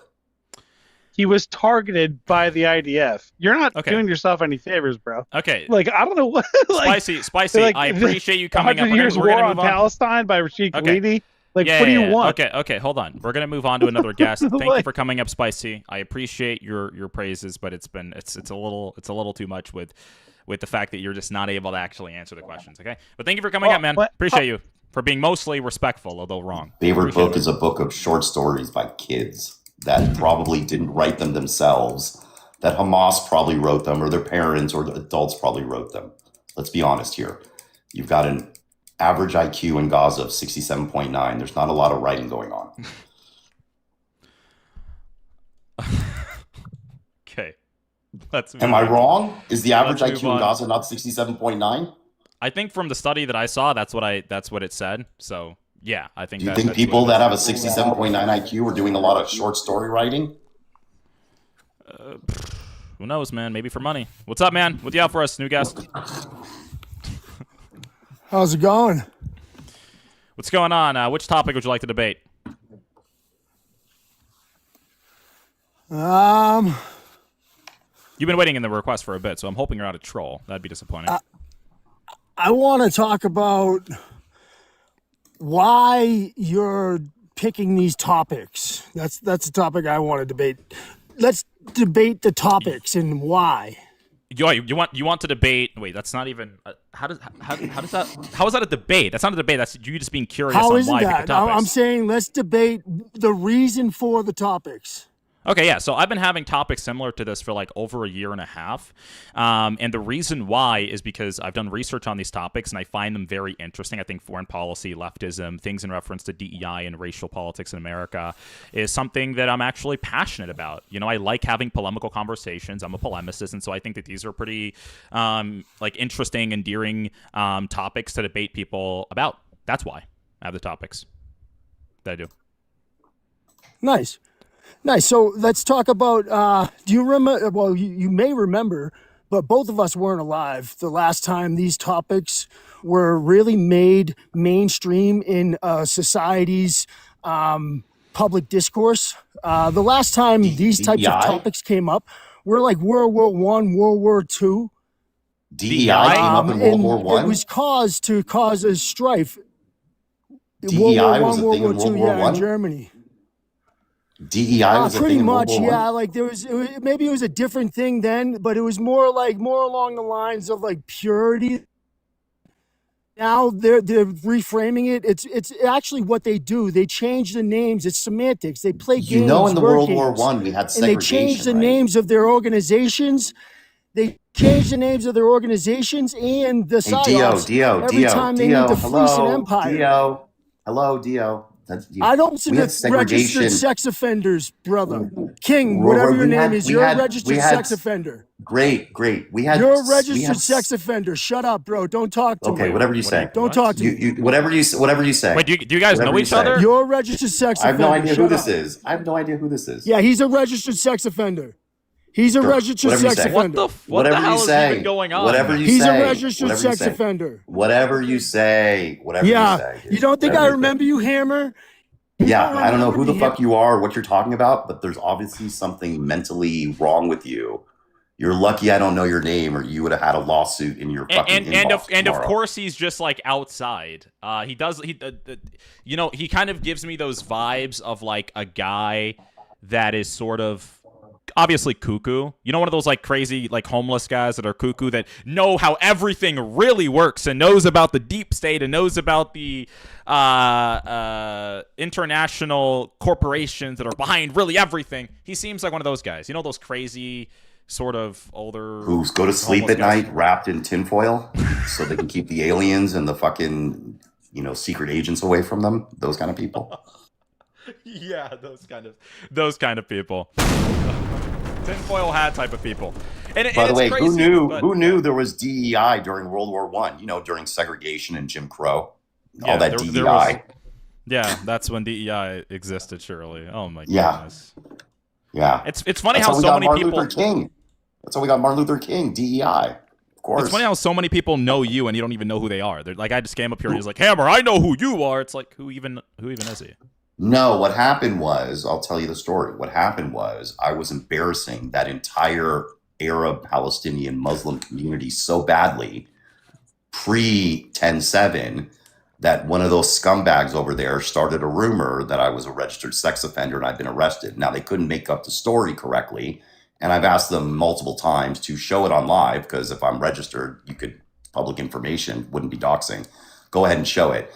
But they all believe it because they're lunatics. These are the same people that believe Mossad is in their phone, altering their conversations and blah, blah, blah, blah, blah. Obviously, none of it's true. It's bullshit. But when you can't beat them, you have to, slime them. Yeah, I call it, I've said this before, it's Operation Make Stuff Up. That's all it is, Operation Make Stuff Up. No, because this is what they do during the debates. It's like they create new things. It's like, well, these random 4 men that were walking in New York City, or 5 men, or whatever the hell it is, they were the Mossad agents. Or this lady that looked bring at him back me up. weird. He's going to show it. He says he's going to show it. Bring him back up. Wait, bring it back up. What's his name? Come on, show it. Show everybody. He's not even in the request right now. Oh, okay. It's like if someone looks at you for too long at Starbucks, they must be a Mossad agent as well. And don't forget about the maroon shirt, beekeeping Mormon, French intelligence, Egyptian airplanes that supposedly killed Charlie Kirk. Don't forget about all that nonsense as well to add on to that. Okay, let's bring this guy up again. Show it. So have show you it. Show it. Show it. You don't get to who I am talk. yet? No, show it. You know what sucks right now? I would love for the YouTube YouTube chat to be able to see him, because Hammer and this guy have their camera ons right now. But if you're on show YouTube, it, turn it on. Top is getting turned on. Shut the fuck up, you fucking You don't get to skinner. talk until you show it. Hold on, Dio, I have a Shut question. up, you rapist. Hold on, Dio. Loser. Okay, hold on, guys. Try to calm down for a second. Dio, you try to relax as well. I'm trying to mediate this. Dio, I'm trying to mediate this. All right. Where are you? Where are you? Yeah, you're muted right now. Let me get an answer from him. Don't mute him. Where are you, Dio? You're talking while you're Stop muting me, you fucking fuck. Yeah, where are you? Where are you right now? Right now, I am developing an off-grid property for a friend. What?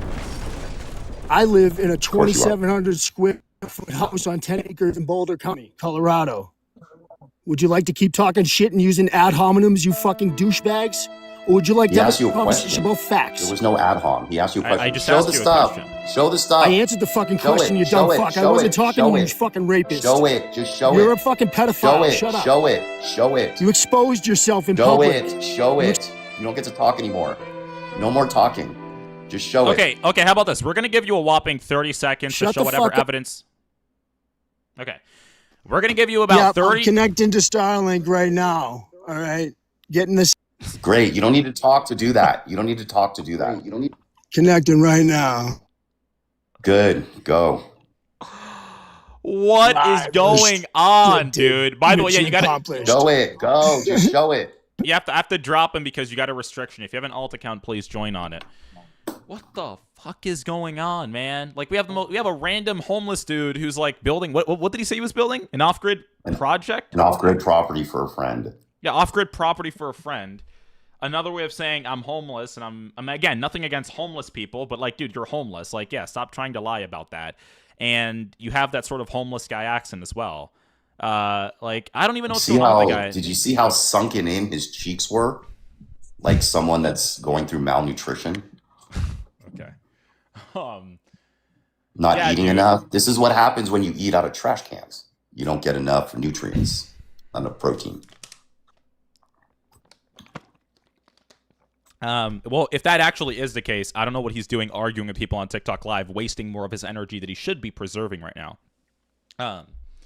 Yeah, that guy has to be homeless. There's no way that is or should I say, housed individual. I have to adhere to the leftist wording here. I don't believe he's a housed individual. Okay. Nothing against homeless people. It's just like, get your priorities straight, man. If I was homeless, the last thing I would be doing is on TikTok Live arguing with Hammer and making random accusations against him. Yeah, unhoused. He is an unhoused individual. Okay, let's move on to someone else. The next person that's going to come up, please be normal. Please be capable of making an argument, and also please be a Homo sapien, because we've had a few Homo erectuses. We've had a Homo Neanderthal here. We've had a Homo habilis. Like, we're only dealing with Homo sapiens now, just so that we can have conversations with people that actually make some sense. So if you're gonna come up here, there's a guy that's been waiting for a bit. Please be a Homo sapien. Let's hope for it. Okay. What's up? What's going on, man? Are you a Homo sapien? Yeah, I think so. I mean, it's 2026. I get kind of confused nowadays how you can be, because back in my day, we was too busy chopping off Cadillac converters instead of our penises. But I digress. Say what? I had a question though. Let's just skip that. You've been listening What for do a you bit. And I've mean? also seen. What do you mean? Yeah, I mean, I said back in my day, we were too busy cutting off Cadillac converters and our penises like they are today. Oh, not like that. Yeah, not cutting off not like penises. them. Okay, Yeah. let's just. Okay. Yeah. Okay. Fuck, I ain't Okay. chopping off my shit. Fuck No, that. no, it didn't sound like that, dude. Okay, Yeah, okay. yeah. I got it. Okay. Yeah, what question would you like to ask in reference to the topics? Well, it's not reference to the topics. It's off script because I get tired of listening to the left talk shit about our military, how we're losing to Iran, this and that. But would you say there's a correlation between USAID being abolished and a DNC being bankrupt now? Is there a correlation? Undoubtedly. I mean, the DNC is bankrupt. There was a recent article. I mean, Hammer, you also keep up on all the articles. I mean, they are in debt. The DNC is in debt. Right, they're not bankrupt. They're in debt. There's difference. Sorry, they're in debt. Yeah, Okay, the DNC, they're not bankrupt. I get the hyperbole. They're going to be out of debt. Yeah. I mean, they're taking out a loan. Right. Yeah. Oh, And they're currently in okay, debt. They're struggling with Madonna. money. And yeah, there surely is a correlation there. Not causation, but correlation, of course. Yeah, but I mean, how you go from raising $1 billion in 150 days to being so much in debt? Well, no, that's the irony, is that these people are claiming to know how to solve the problems of our economy when they can't even balance their own checkbook. Is irony dripping in irony, soaked in irony, marinated in irony. So it's not that they don't raise money, even though their fundraising is down. They are raising money. They're just spending more than they're raising. Yeah, but is it more of an irony that the same party, I think Charlie Kirk even said, and I've seen the statistic, that 8 of the 10 1%ers vote Democratic, but yes, the same party who wants to tax the rich have to pay their fair wages and taxes too? Which I think is extremely insane because they make up, 50% of the federal budget today? Yeah, hypocrisy is just what is common with the Democrats and the left. I don't know what you want me to say. Well, I just don't get them these days. Like, I mean, from Obama to now, like, the whole party just flipped. I don't get it. Yeah. At least Obama is like, yeah, if you came here illegally, we will deport you. We will find you and get you out of here. You go back to the end of the line. I remember vividly Hillary Clinton's like, I'm going to attack Iran, this and that. But like now it's like, oh, we pro Iran. Like we support Iran and what they're doing. Deporter in chief. It's funny because we went from deporter in chief. If you guys don't know this fun story, by the way, Tom Homan was originally appointed by Obama to be a border czar. Mm-hmm. And Obama actually awarded Tom Homan with some sort of an award. I forget the exact name for how effective he was at doing his job. But it's funny how we went from a Democrat that deported so many people and was a deporter in chief to someone who is going to be elected at the federal level, Daria Lisa Chevalier, who believes that even if someone committed the crime of rape, that they shouldn't be deported at all, which is like a pretty big jump, right? Like that's a pretty big jump from, deport people that are here illegally and certainly deport the criminals and people committing crime and people that are not working or whatever it is.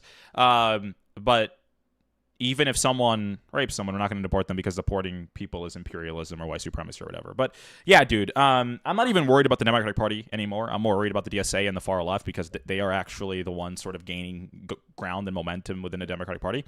And so that's what they have to worry about. And yeah, they believe in abolishing police, abolishing ICE. They want to put an end to so-called U.S. imperialism, whatever that even means. And they also want to free Palestine, whatever that means, which they won't obviously be able to articulate. Yeah, that's the thing. It doesn't. Like, I think I know what that means, but they're gonna obviously sort of lie and be deceptive. So where exactly is Palestine again? In actuality, it's not a place that actually exists. Now, no, that's what I'm saying. Like, how are you gonna free something that? It's not a real place. I'm gonna be totally honest with you. It really isn't a real place. There's no official country called Palestine. It's essentially Narnia. But it's a way to just sort of like, hey, we're aligned with oppressed non-white peoples. That's the sort of game. Anyway, dude, I appreciate you coming up. Thank you. Of course, yeah. Thank you. Alrighty, and that was that guy. By the way, if you disagree with any of the prompts and you are over on YouTube, if you're on YouTube, you can press a link to join the show from Discord. And if you are on TikTok, you can obviously hit the guest request button to come up here and ask a question or debate a particular topic. Hold on, let me mute Hammer because there's like noise coming out of his microphone. Pharaoh says Palestinians are white. I don't think so. I mean, Arabs are not white, generally speaking.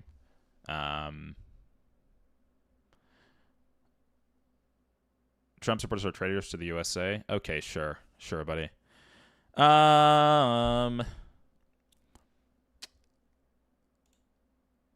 Hey, Slapdash, do you want to come up here? Should we invite you, Slapdash? Hold on, let me invite this person because he seems to have that sort of energy.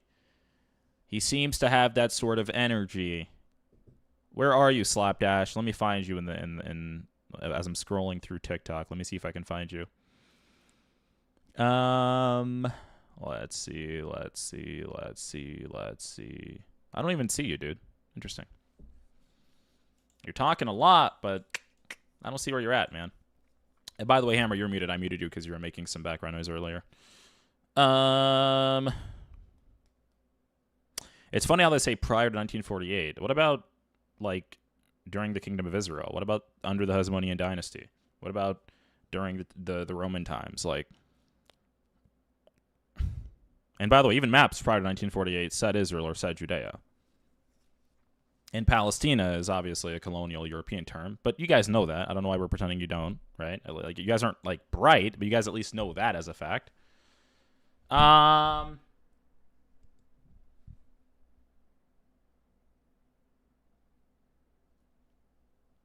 This Kuma guy in the YouTube chat has to be one of the lowest IQ people ever, saying that you don't even know what Ottoman is. Like, dude, please get your grammar correctly if you're going to say something. Like, your grammar doesn't even make any sense. Soros elites, Democrats want to turn USA into UK as grooming radicals for elections. Yep. Does Somaliland exist? It does exist. It is a real place. You can go to Somaliland. I'm the king. I'm the king of Somaliland. Yeah, King Hebrew Hammer is the king of Somaliland. Of course it exists. You got that right. That's my kingdom. His grammar is Palestinian.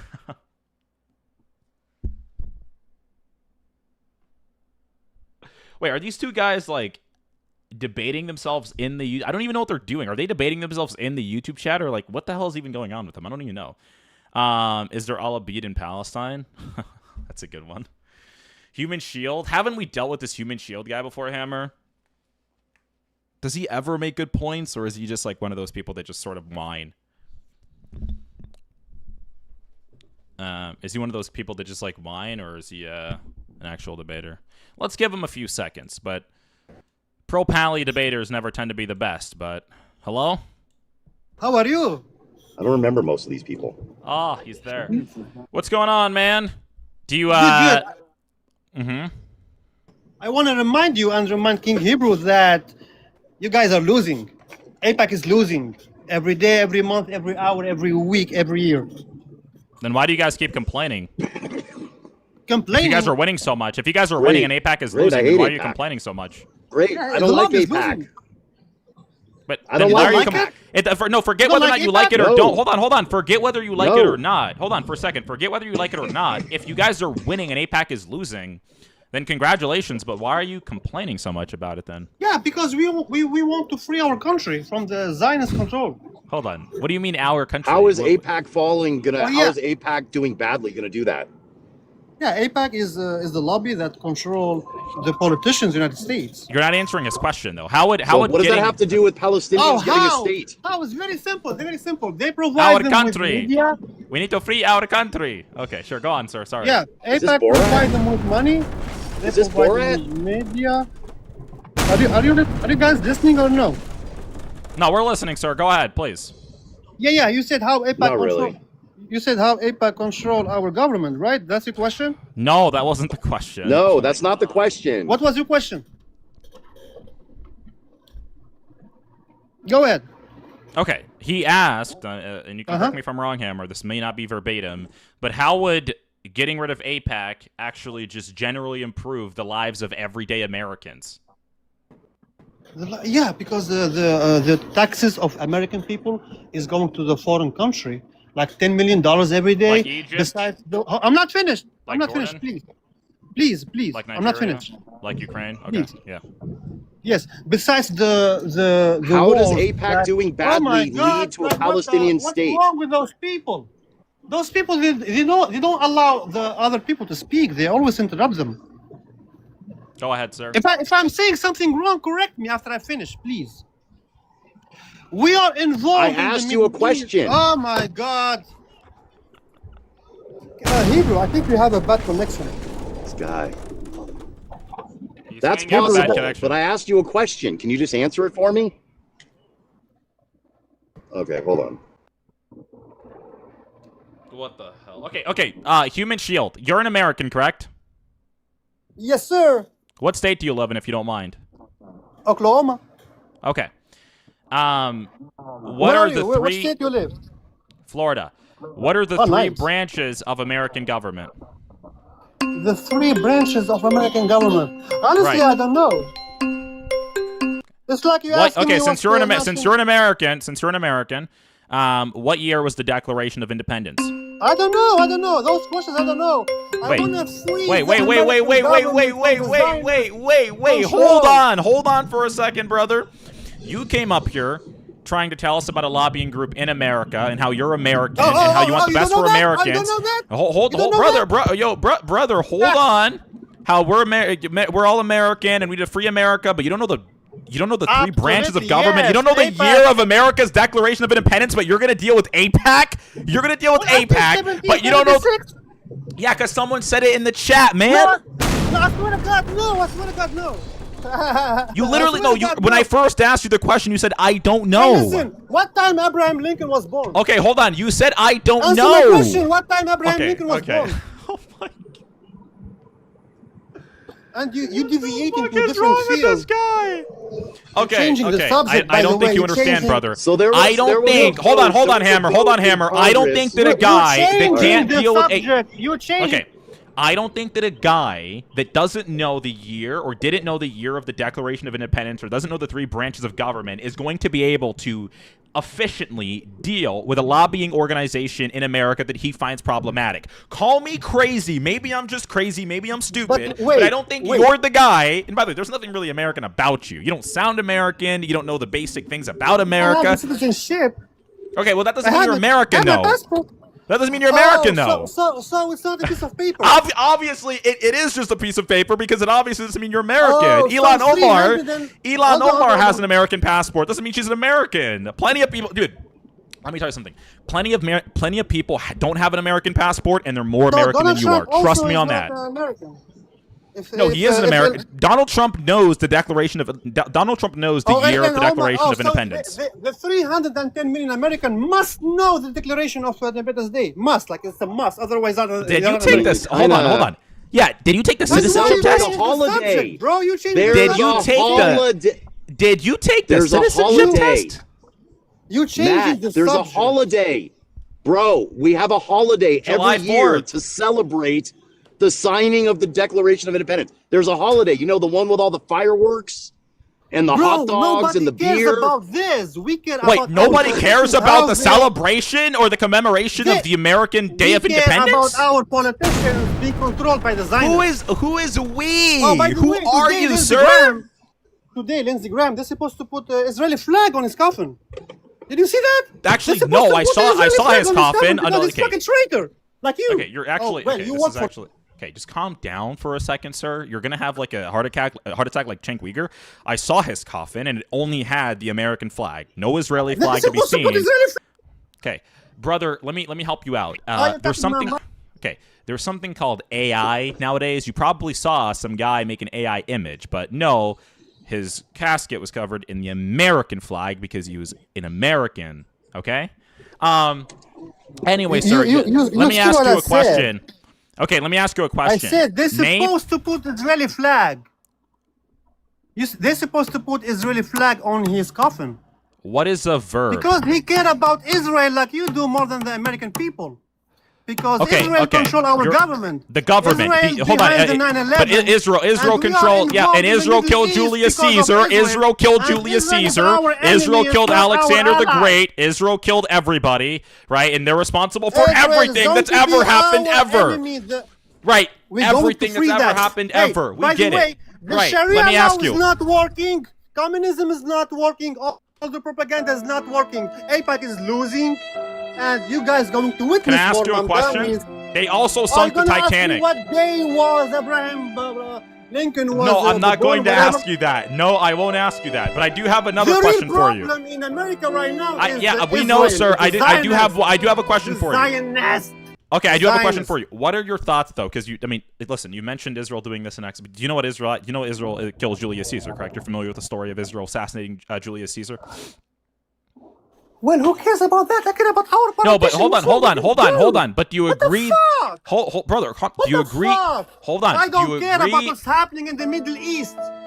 I care what's going on in our politicians. Okay, hold on. Do you agree? Are you going to take me to the Middle East now and Israel is innocent and terrorist and blah, blah, blah? No, bro, I don't care. Okay. I care about... brother, calm down for just a second. Give us a second here, okay? Do you agree that Israel... Who controls them? You understand? Okay. Okay, who was the USCIS officer that gave this guy... Who gave this guy his citizenship? Revoke it expeditiously.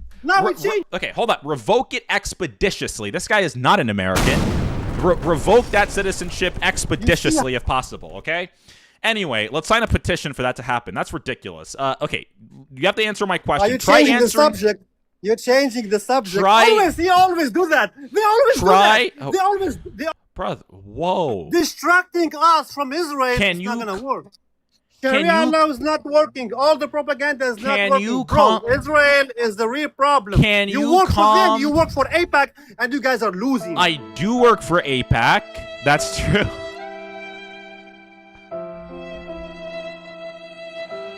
What the hell is going on, man? Okay. It's very funny, right? Wait, hold on. If you want to take me to the Middle East, I have a question. Okay, really? Hold on. What do you mean? No, my question first.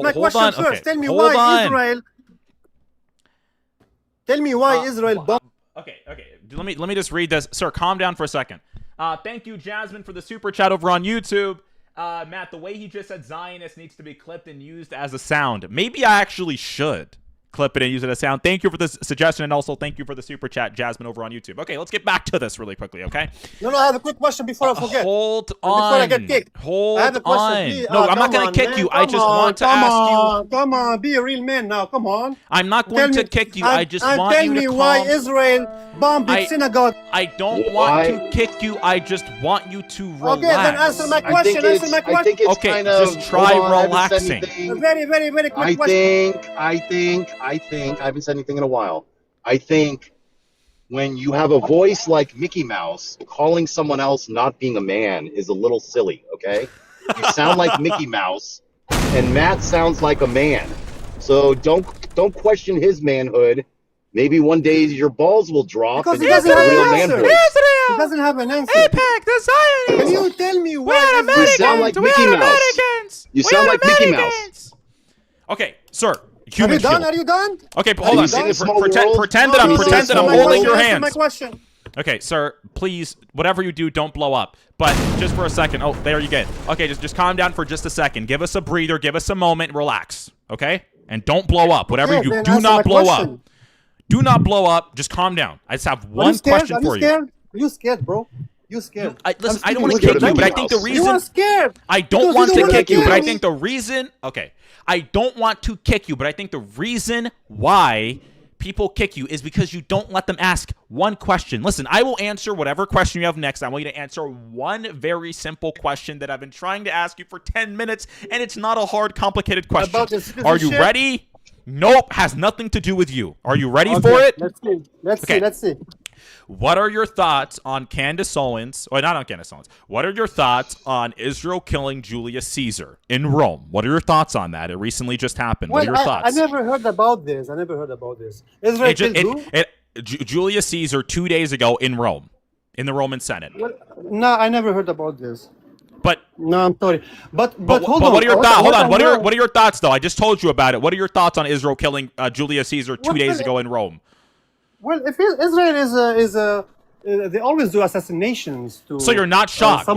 You're not shocked about Israel killing Julius Caesar 2 days ago in Rome. You're not shocked about that. No, like shocked. What do you mean by shocked?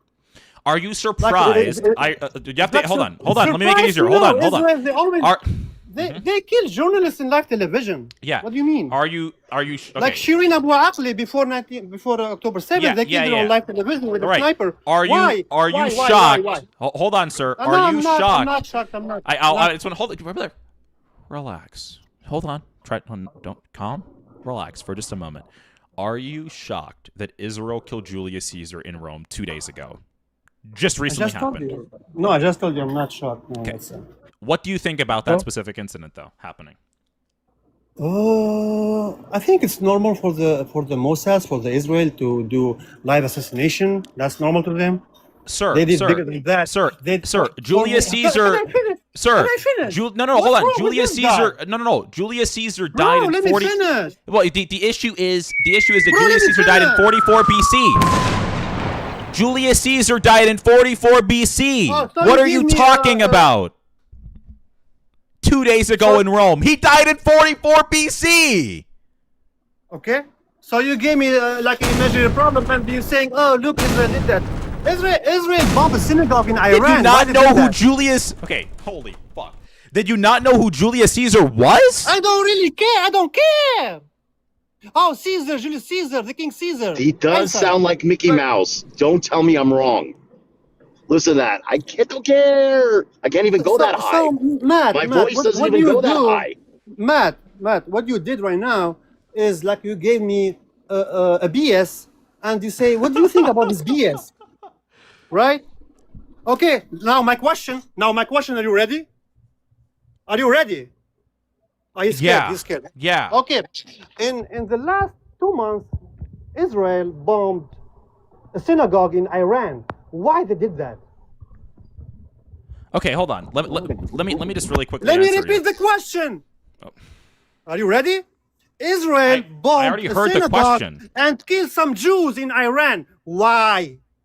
Okay. One, there was no reports of Israel killing any Jews in Iran. From Fox News? I'm giving you I'm giving you a response. Get the fuck out, bro. Get the fuck out. You work I'm trying to give you I know the incident that you're talking about. Okay. You asked me a question. Try letting me. Okay. Go ahead.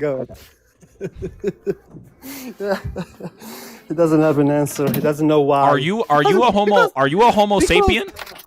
Because they are terrorists, bro. Okay, let me answer your question. The source where we can look it up and read it? Yeah. Really quickly, just so you know. Source? I want to read about this. I'm interested. He doesn't know. You can just look it up. There's no. He doesn't. I'm very against this. He's not going to give you a source. This. I mean, come on, about Hammer. This guy's not even a Homo sapien. He's not going to give you any sources. I mean, come on. Right. Anyway, so I think the incident you're talking about, there was a synagogue that was damaged, not directly targeted, but damaged during the Israeli strikes on Iran.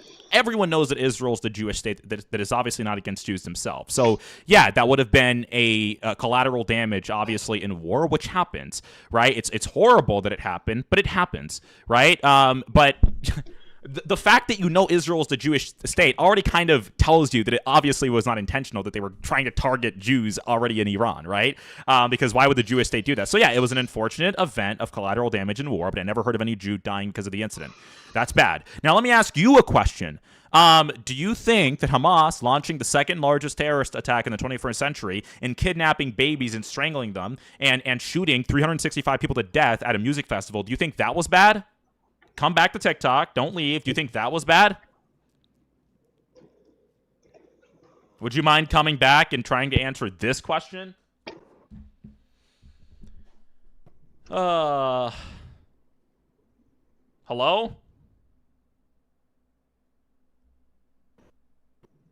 Hello?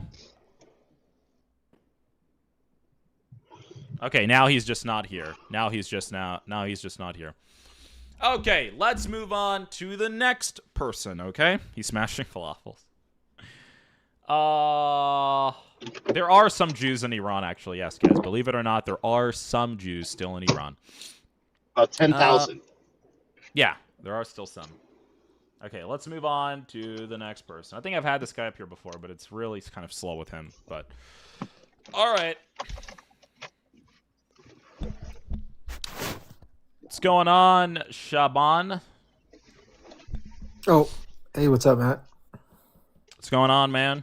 I think we've already had discussions about, like, what, the Middle Eastern sort of aspect of things and your view on Palestinians in Gaza. But what do you have for us today? Yeah, I think more specifically it was your, I believe it was a few months ago. I think it was your take on Muslims in America. Okay, what was the and take? How they're, if I remember correctly, I don't want to speak for you. You probably remember better than I do because you were the one actually debating it. But it was something to the effect of like Muslims aren't good for America. I mean, I don't think that Well, I mean, it's not that. Me.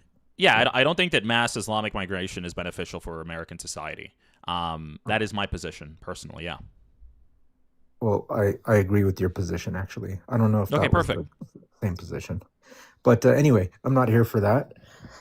I'm actually here just because I'm bored. I was swiping on TikTok, but I don't think the Iran war is just, and I genuinely would like to hear your arguments or thoughts as to why you believe it's just.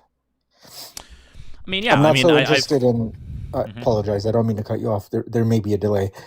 I don't care so much about the leftism or DEI stuff, but the Iran war being just is. I'm interested to hear your thoughts. Yeah, so obviously, I mean, I've reiterated this plenty of times.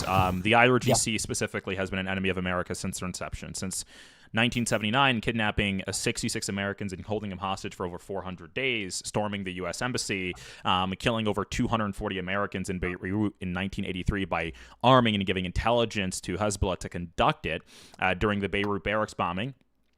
Which a federal judge was able to prove or give evidence to the fact that it was actually the IRGC, and funding 3 terrorist organizations in the Middle East that subsequently helped destabilize it and start conflicts that are completely unnecessary and unwanted, causing economic disruption. Like, there's so many different variables there. Obviously, the sort of goal of obtaining nuclear weapons, having the largest missile stockpile in the Middle East, I think all of those are threats, and that's on top of the fact that they've generally just been saying they want to destroy America and destroy the West and destroy Israel. I think that we need to deal with nations that threaten us and are so blatant about it. Okay, I see. Now, when you mentioned a lot of points, I agree that some of them are strong, but are you following some sort of moral framework to justify it, or just shooting off a bunch of examples and saying, yeah, that to me sounds reasonable? Not just like a bunch of, like, not like necessarily a moral standard. I think this is more of like a realpolitik sort of perspective. If you have a country that is allied with Russia and China, that also has significant military capability, that funds 3 terrorist organizations and spends $16 billion doing so every single year, destabilizing the Middle East, and propping up terrorism there. And they've also specifically tried and have killed American troops. And they've been trying to build a nuclear weapon. You try to prevent them from building a nuclear weapon, make sure they can never have one. And you also deplete all of their other militaristic capabilities there. Because that country openly calls for your destruction. It's a moral thing, because ridding the world, or at least weakening to the point of becoming less of a threat, religious theocrats who believe their God is telling them to kill all the infidels to bring about the 12th Imam so that the apocalypse and the end times can happen. Yes, I think it is moral to rid the world of people who think like that. Right. That is moral. That too. Okay. I see. And we are already at war with Iran. You understand, they declared war on us in 1979. They never rescinded the declaration of war. They've been in a state of war with us for 48 years. Does our government recognize that? You don't have to recognize it. They recognize it. They are at war with us. So we have two options at that point. Don't go to war with them, or go to war with them. I believe if another country declares war on you, you have a moral responsibility to destroy them to eliminate the threat. I mean, total destruction. Hiroshima, Nagasaki level destruction. Well, I understand that, but what I'm saying is, do we, as a country, the United States, recognize that they're at war with us? There's a standard we must. There is no. That's no such thing. There's no such thing as recognizing a country. They declared war. Okay. Period. That's it. That is a fact. Okay. They declared war. How does our military recognize that they've declared war? Did our military recognize that they have declared war on us since the 79, did you say? Yes. I just looked it up. I didn't see an official declaration of war, but of course, that's when hostilities really started against the U.S. government, when they kidnapped, it says, 52 Americans, more specifically for over 444 days. Is storming the U.S. attacking an embassy a declaration of war, a war act? I would say so. Of course it is. I would say so, but again, okay, so let's just assume we did recognize Iran being at war with us, officially at war with us, however you want to word it. I don't want to get into the semantics of the words I'm using here, but was our defense on high alert that Iran is at war with us since 1979? If so, that's fine. If not, that's fine too. But I don't think countries are allowed to attack other countries whenever they want. That's isn't that like terrorism? What do you mean allowed? Allowed by whom? International law. It's a very simple rule. Countries are not allowed to attack other countries whenever they want. Who cares? I mean, I don't know. That rule was created after World War II. Who cares? Why do you care about international law? What does that matter?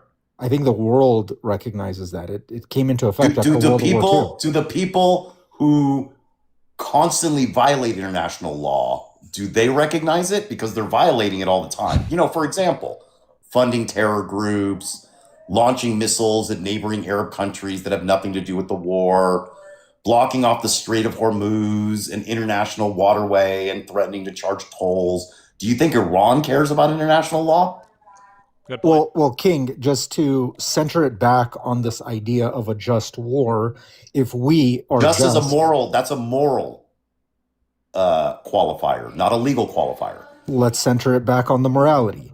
If this war is just, then we must go back to after World War II, where we said, look, if every nation could just attack another whenever it thought it was a good idea, there would be endless wars. You're making things reductive. Hold on for a second. You're making things reductive. One, I don't think that the whole concept of international law, I think, is pretty bogus. I think, actually, let me help it out. Let me try to phrase it in a better way.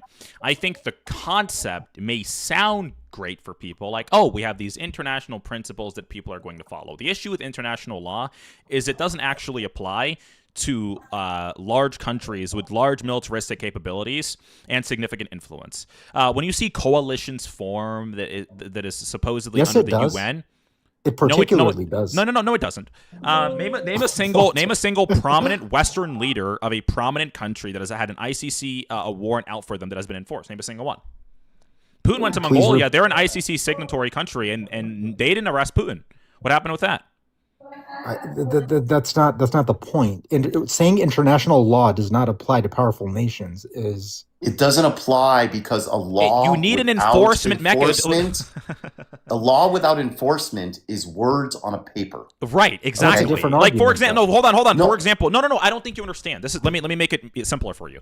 Law and enforcement. Hold on. Please. Law. No. Hold on for a second. Law and enforcement. Okay, but I'm going to respond with an example. Okay, that's totally fine. Then I'll answer the question. Totally fine. Law and enforcement work hand to hand. Okay, so you can have a judge, you can have prosecutors, you can have a defense, you can have all of those people that want to talk and make arguments and write stuff and all of those different things and write state statutes and federal statutes and all of those things. That is totally fine, right? But none of those things matter unless you have local, state, and federal officials willing to actually enforce the law. Whether you have gang units to actually deal with gang crime, or whether if you have an international criminal court. They don't have an international criminal police. What they have is countries that voluntarily decide we will arrest him, we will participate, or we won't arrest him, we won't participate. That's how that sort of stuff works. And so I'm giving you a more realist Kissinger perspective, which is that powerful countries that work together can decide together whether or not they want to form coalitions to go against certain countries or deal with certain things. But this idea that there is just international law that everyone recognizes, that everyone abides by, is bogus. And the IRGC, you would agree with me, does not abide by international law in any sort of capacity whatsoever. I don't think international law allows you to block the Strait of Hormuz or make it semi-permeable, or put naval mines, for example, in the water, or, for example, support 3 different terrorist organizations in the Middle East that destabilize it and start wars, right? Or give military intelligence to kill 240 Americans in 1983 in Beirut, or participate in the bombing, I believe, in Buenos Aires, I believe, that killed, like, I don't know how many Jews in that terrorist attack. International law does not, like, let you do any of those things, right? And so if they can do those things offensively without abiding to international law, and there's, like, nothing that anyone else wants to do because, to be honest with you, they're too much of vaginas to do so, then yeah, we should be able to go in without having to hear the UN whine in our mouths about how, well, you didn't get power from us that was delegated to you for you to do this. Who cares?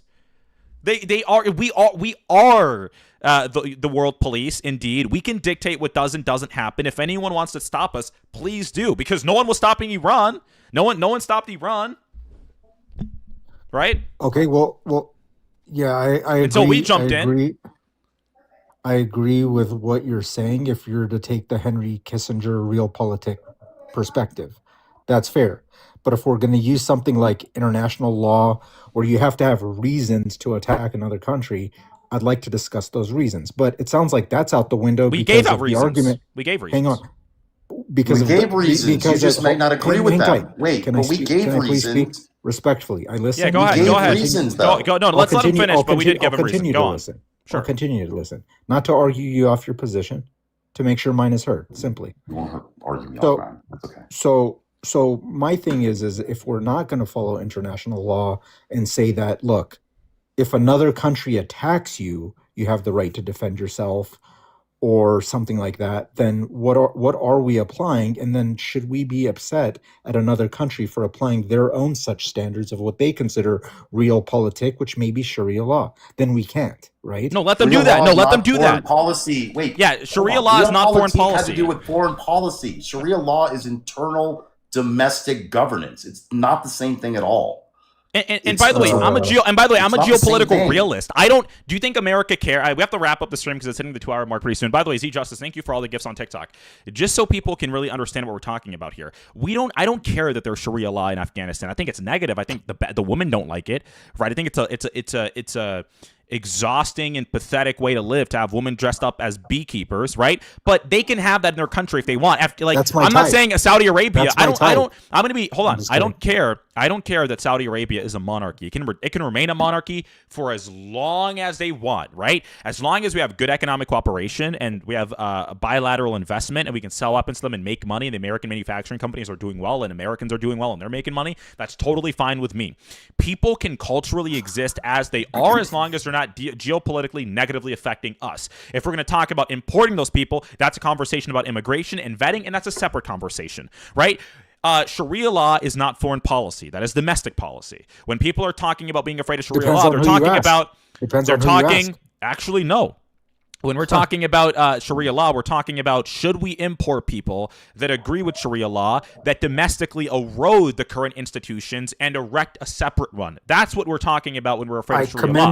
I commend you on your elastic thinking and applying of rules. It's that's totally impressive. fine. But this idea, sure, but this idea that there's this sort of concept of like, okay, we universally agree with what is casus belli, like what dictates an act of war. No one's going to ever universally agree to that, and countries are too powerful. Do you think Putin cares he has a warrant out for him? Do you think he's like, oh, the ICC has a warrant out for me? No, he doesn't care because his country is not Zimbabwe. That's why we have international courts. Okay, let me ask you. Hold on. We don't recognize it, though. We don't even have to. We don't have to play that game because guess what? We have the ICC, right? They issued arrest warrants for Putin. For transporting Ukrainian children into Russia and giving them Russian parents, correct?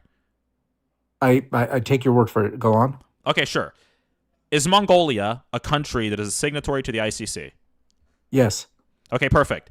Did Putin travel to Mongolia even after those arrest warrants were put out and nothing happened to him? You're arguing for the other arm of this, which is the enforcement of laws. That's like saying I'm allowed to... Laws are nothing if they're not enforceable, man. Matt, if that's like saying I'm allowed to speed unless there's a police officer behind me. That's true. Yeah, that's true, and it's not just speeding. It's speeding, and no, you're not allowed to break the laws. It's not just speeding. It's not just speeding. It's speeding.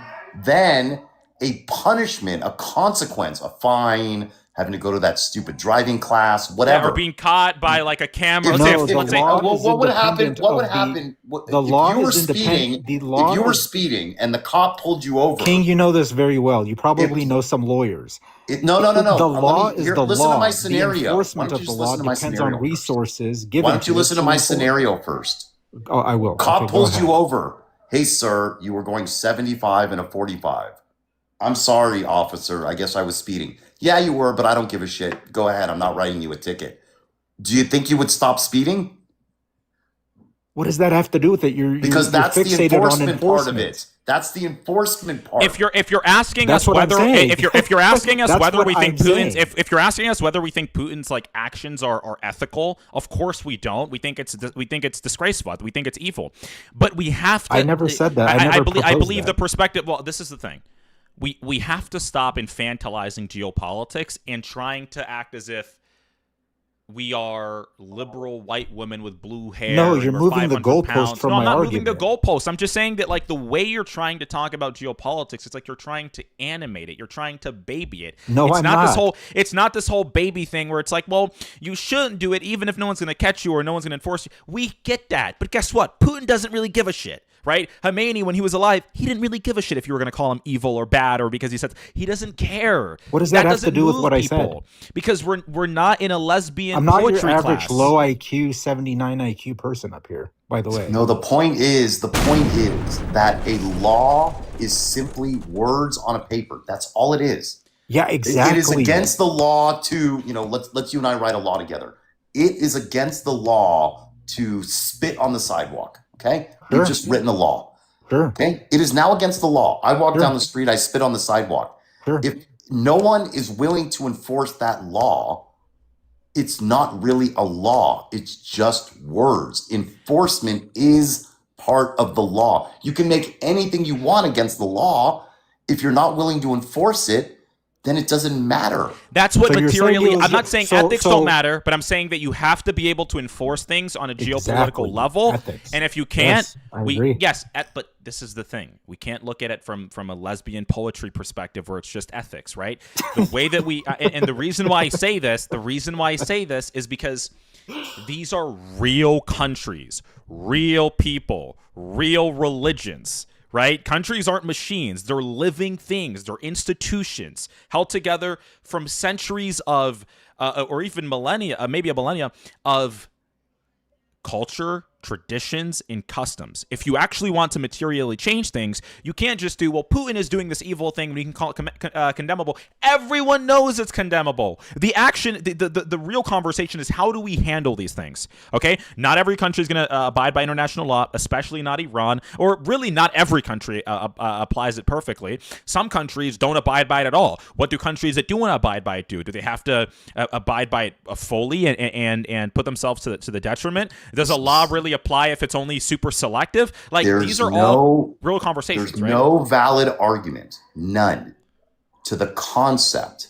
of handing over national sovereignty to an international body that determines the law. We didn't vote. That's a different argument, though. We didn't vote on the ICC. We didn't elect any of these people who write international law. The UN, for example, a few years ago came out and said... You're a smart guy. You know you're moving the goalposts quite a bit. I'm not moving the goalposts. I'm saying international law is worthless completely, because national sovereignty will always trump, always. In every instance, there is not a single country that will defer their national sovereignty and what is in their best interests to this concept of international law. If a country thinks it's in their best interest, they'll do it. There's a very important discipline known as international law. It's how we're all here. No, it's not. We're not here. No, we are here because of the United States military. We're here because of the United States military. That's why we're here. Okay, well, I know what you're saying. I get what you're saying. It has nothing to do with international law. If the ICC and the UN and the Geneva Convention and all this shit disappeared tomorrow, your life, my life, Matt's life, everybody's life in this comment section would not be affected at all. Even really. 1/10 of 1%. Our life would continue to go on. The UN a few years ago said that they want to pass an international law banning firearms. Would you be okay with the international community telling the United States we have to ban firearms? Would I personally? It depends on their reasoning, I suppose. Okay, but let's say you agree with the reason. You would say that the vote of 330 million Americans and the Second Amendment to the Constitution should defer to an international body of unelected non-Americans. My personal answer would depend on the merit of the justification. Really? Okay, well, and there you go. And this is why we're different, because there is not a single situation. Like during COVID, people were wearing masks. I was one of them. Okay, well, you were an idiot, but that's fine. That's your choice. That was an American thing, not an international thing. Yeah, we weren't internationally required to wear masks, though. Like, I don't know if, let's say, even if I were to steal, we're going to wrap up really soon because we're already at the 2 hour and 11-minute mark. We're going to end the show pretty soon. But nevertheless, I don't think any American would feel comfortable, right, with making, with the American government ever succumbing to the International Criminal Court having a ban on weapons. Wait, why are we branching so far off about what Americans feel comfortable with? Americans are uncomfortable with the war in Iran. Well, which just you're changing the topic here again, but this is the thing. No, yeah, which Americans? Because over 70% of people that agreed, saying, I don't over 70% of the people, over 70% of the people that voted for Trump are totally for it. So the GOP is for it, actually. Okay.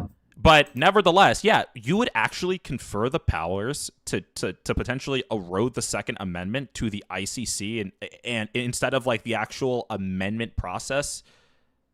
I'm not in a position of power. What I said is I'm not either, stance. and neither is a hammer. But would you ever really confer the ICC powers to erode a U.S. amendment, a constitutional amendment? Again, would you ever confer them those powers? Allow me to answer. My opinion, my personal opinion, as someone not in a position of power, would be based on the merit of their arguments. Yes, or I mean, it sounds crazy. Well, that's fair, but should that we makes you do whatever? Than, because should we do that whatever? That makes you different than us. Okay, saying we would never sacrifice national sovereignty to an international body because we're actually Americans and not traitors to our country. Okay. Okay. That's a strong argument, and that makes sense. Well, Okay, interesting. Okay, anyway, guys, we're going to wrap it up. Thank you guys for both coming on, Hammer and Shaban. I appreciate the conversation from both of you guys and what you guys both had to contribute. Thank you. See you guys whenever you guys request in the next episode. We will be back. By the way, hope everyone enjoyed these conversations, these debates. If you're watching on YouTube, there should be a link so that you are able to join on Discord and not through TikTok necessarily and request to come up on the show. If you are over on X, you can also go over to YouTube and go to the Discord link and come on the show. Or you can obviously request on TikTok guests and you can also come in that way. Jasmine sends a super chat. This guy just doesn't get it. He wants to be seen as smart but doesn't get it and won't let it go. Thank you for the super chat, Jasmine, and I do agree with that conclusion. Anyway, guys, I will see you over tomorrow. Episode, I believe 13 it is, of the nuclear reaction. So I will see you guys then. Thank you for tuning in, and we hope that you guys enjoy the conversations. Thank you, guys.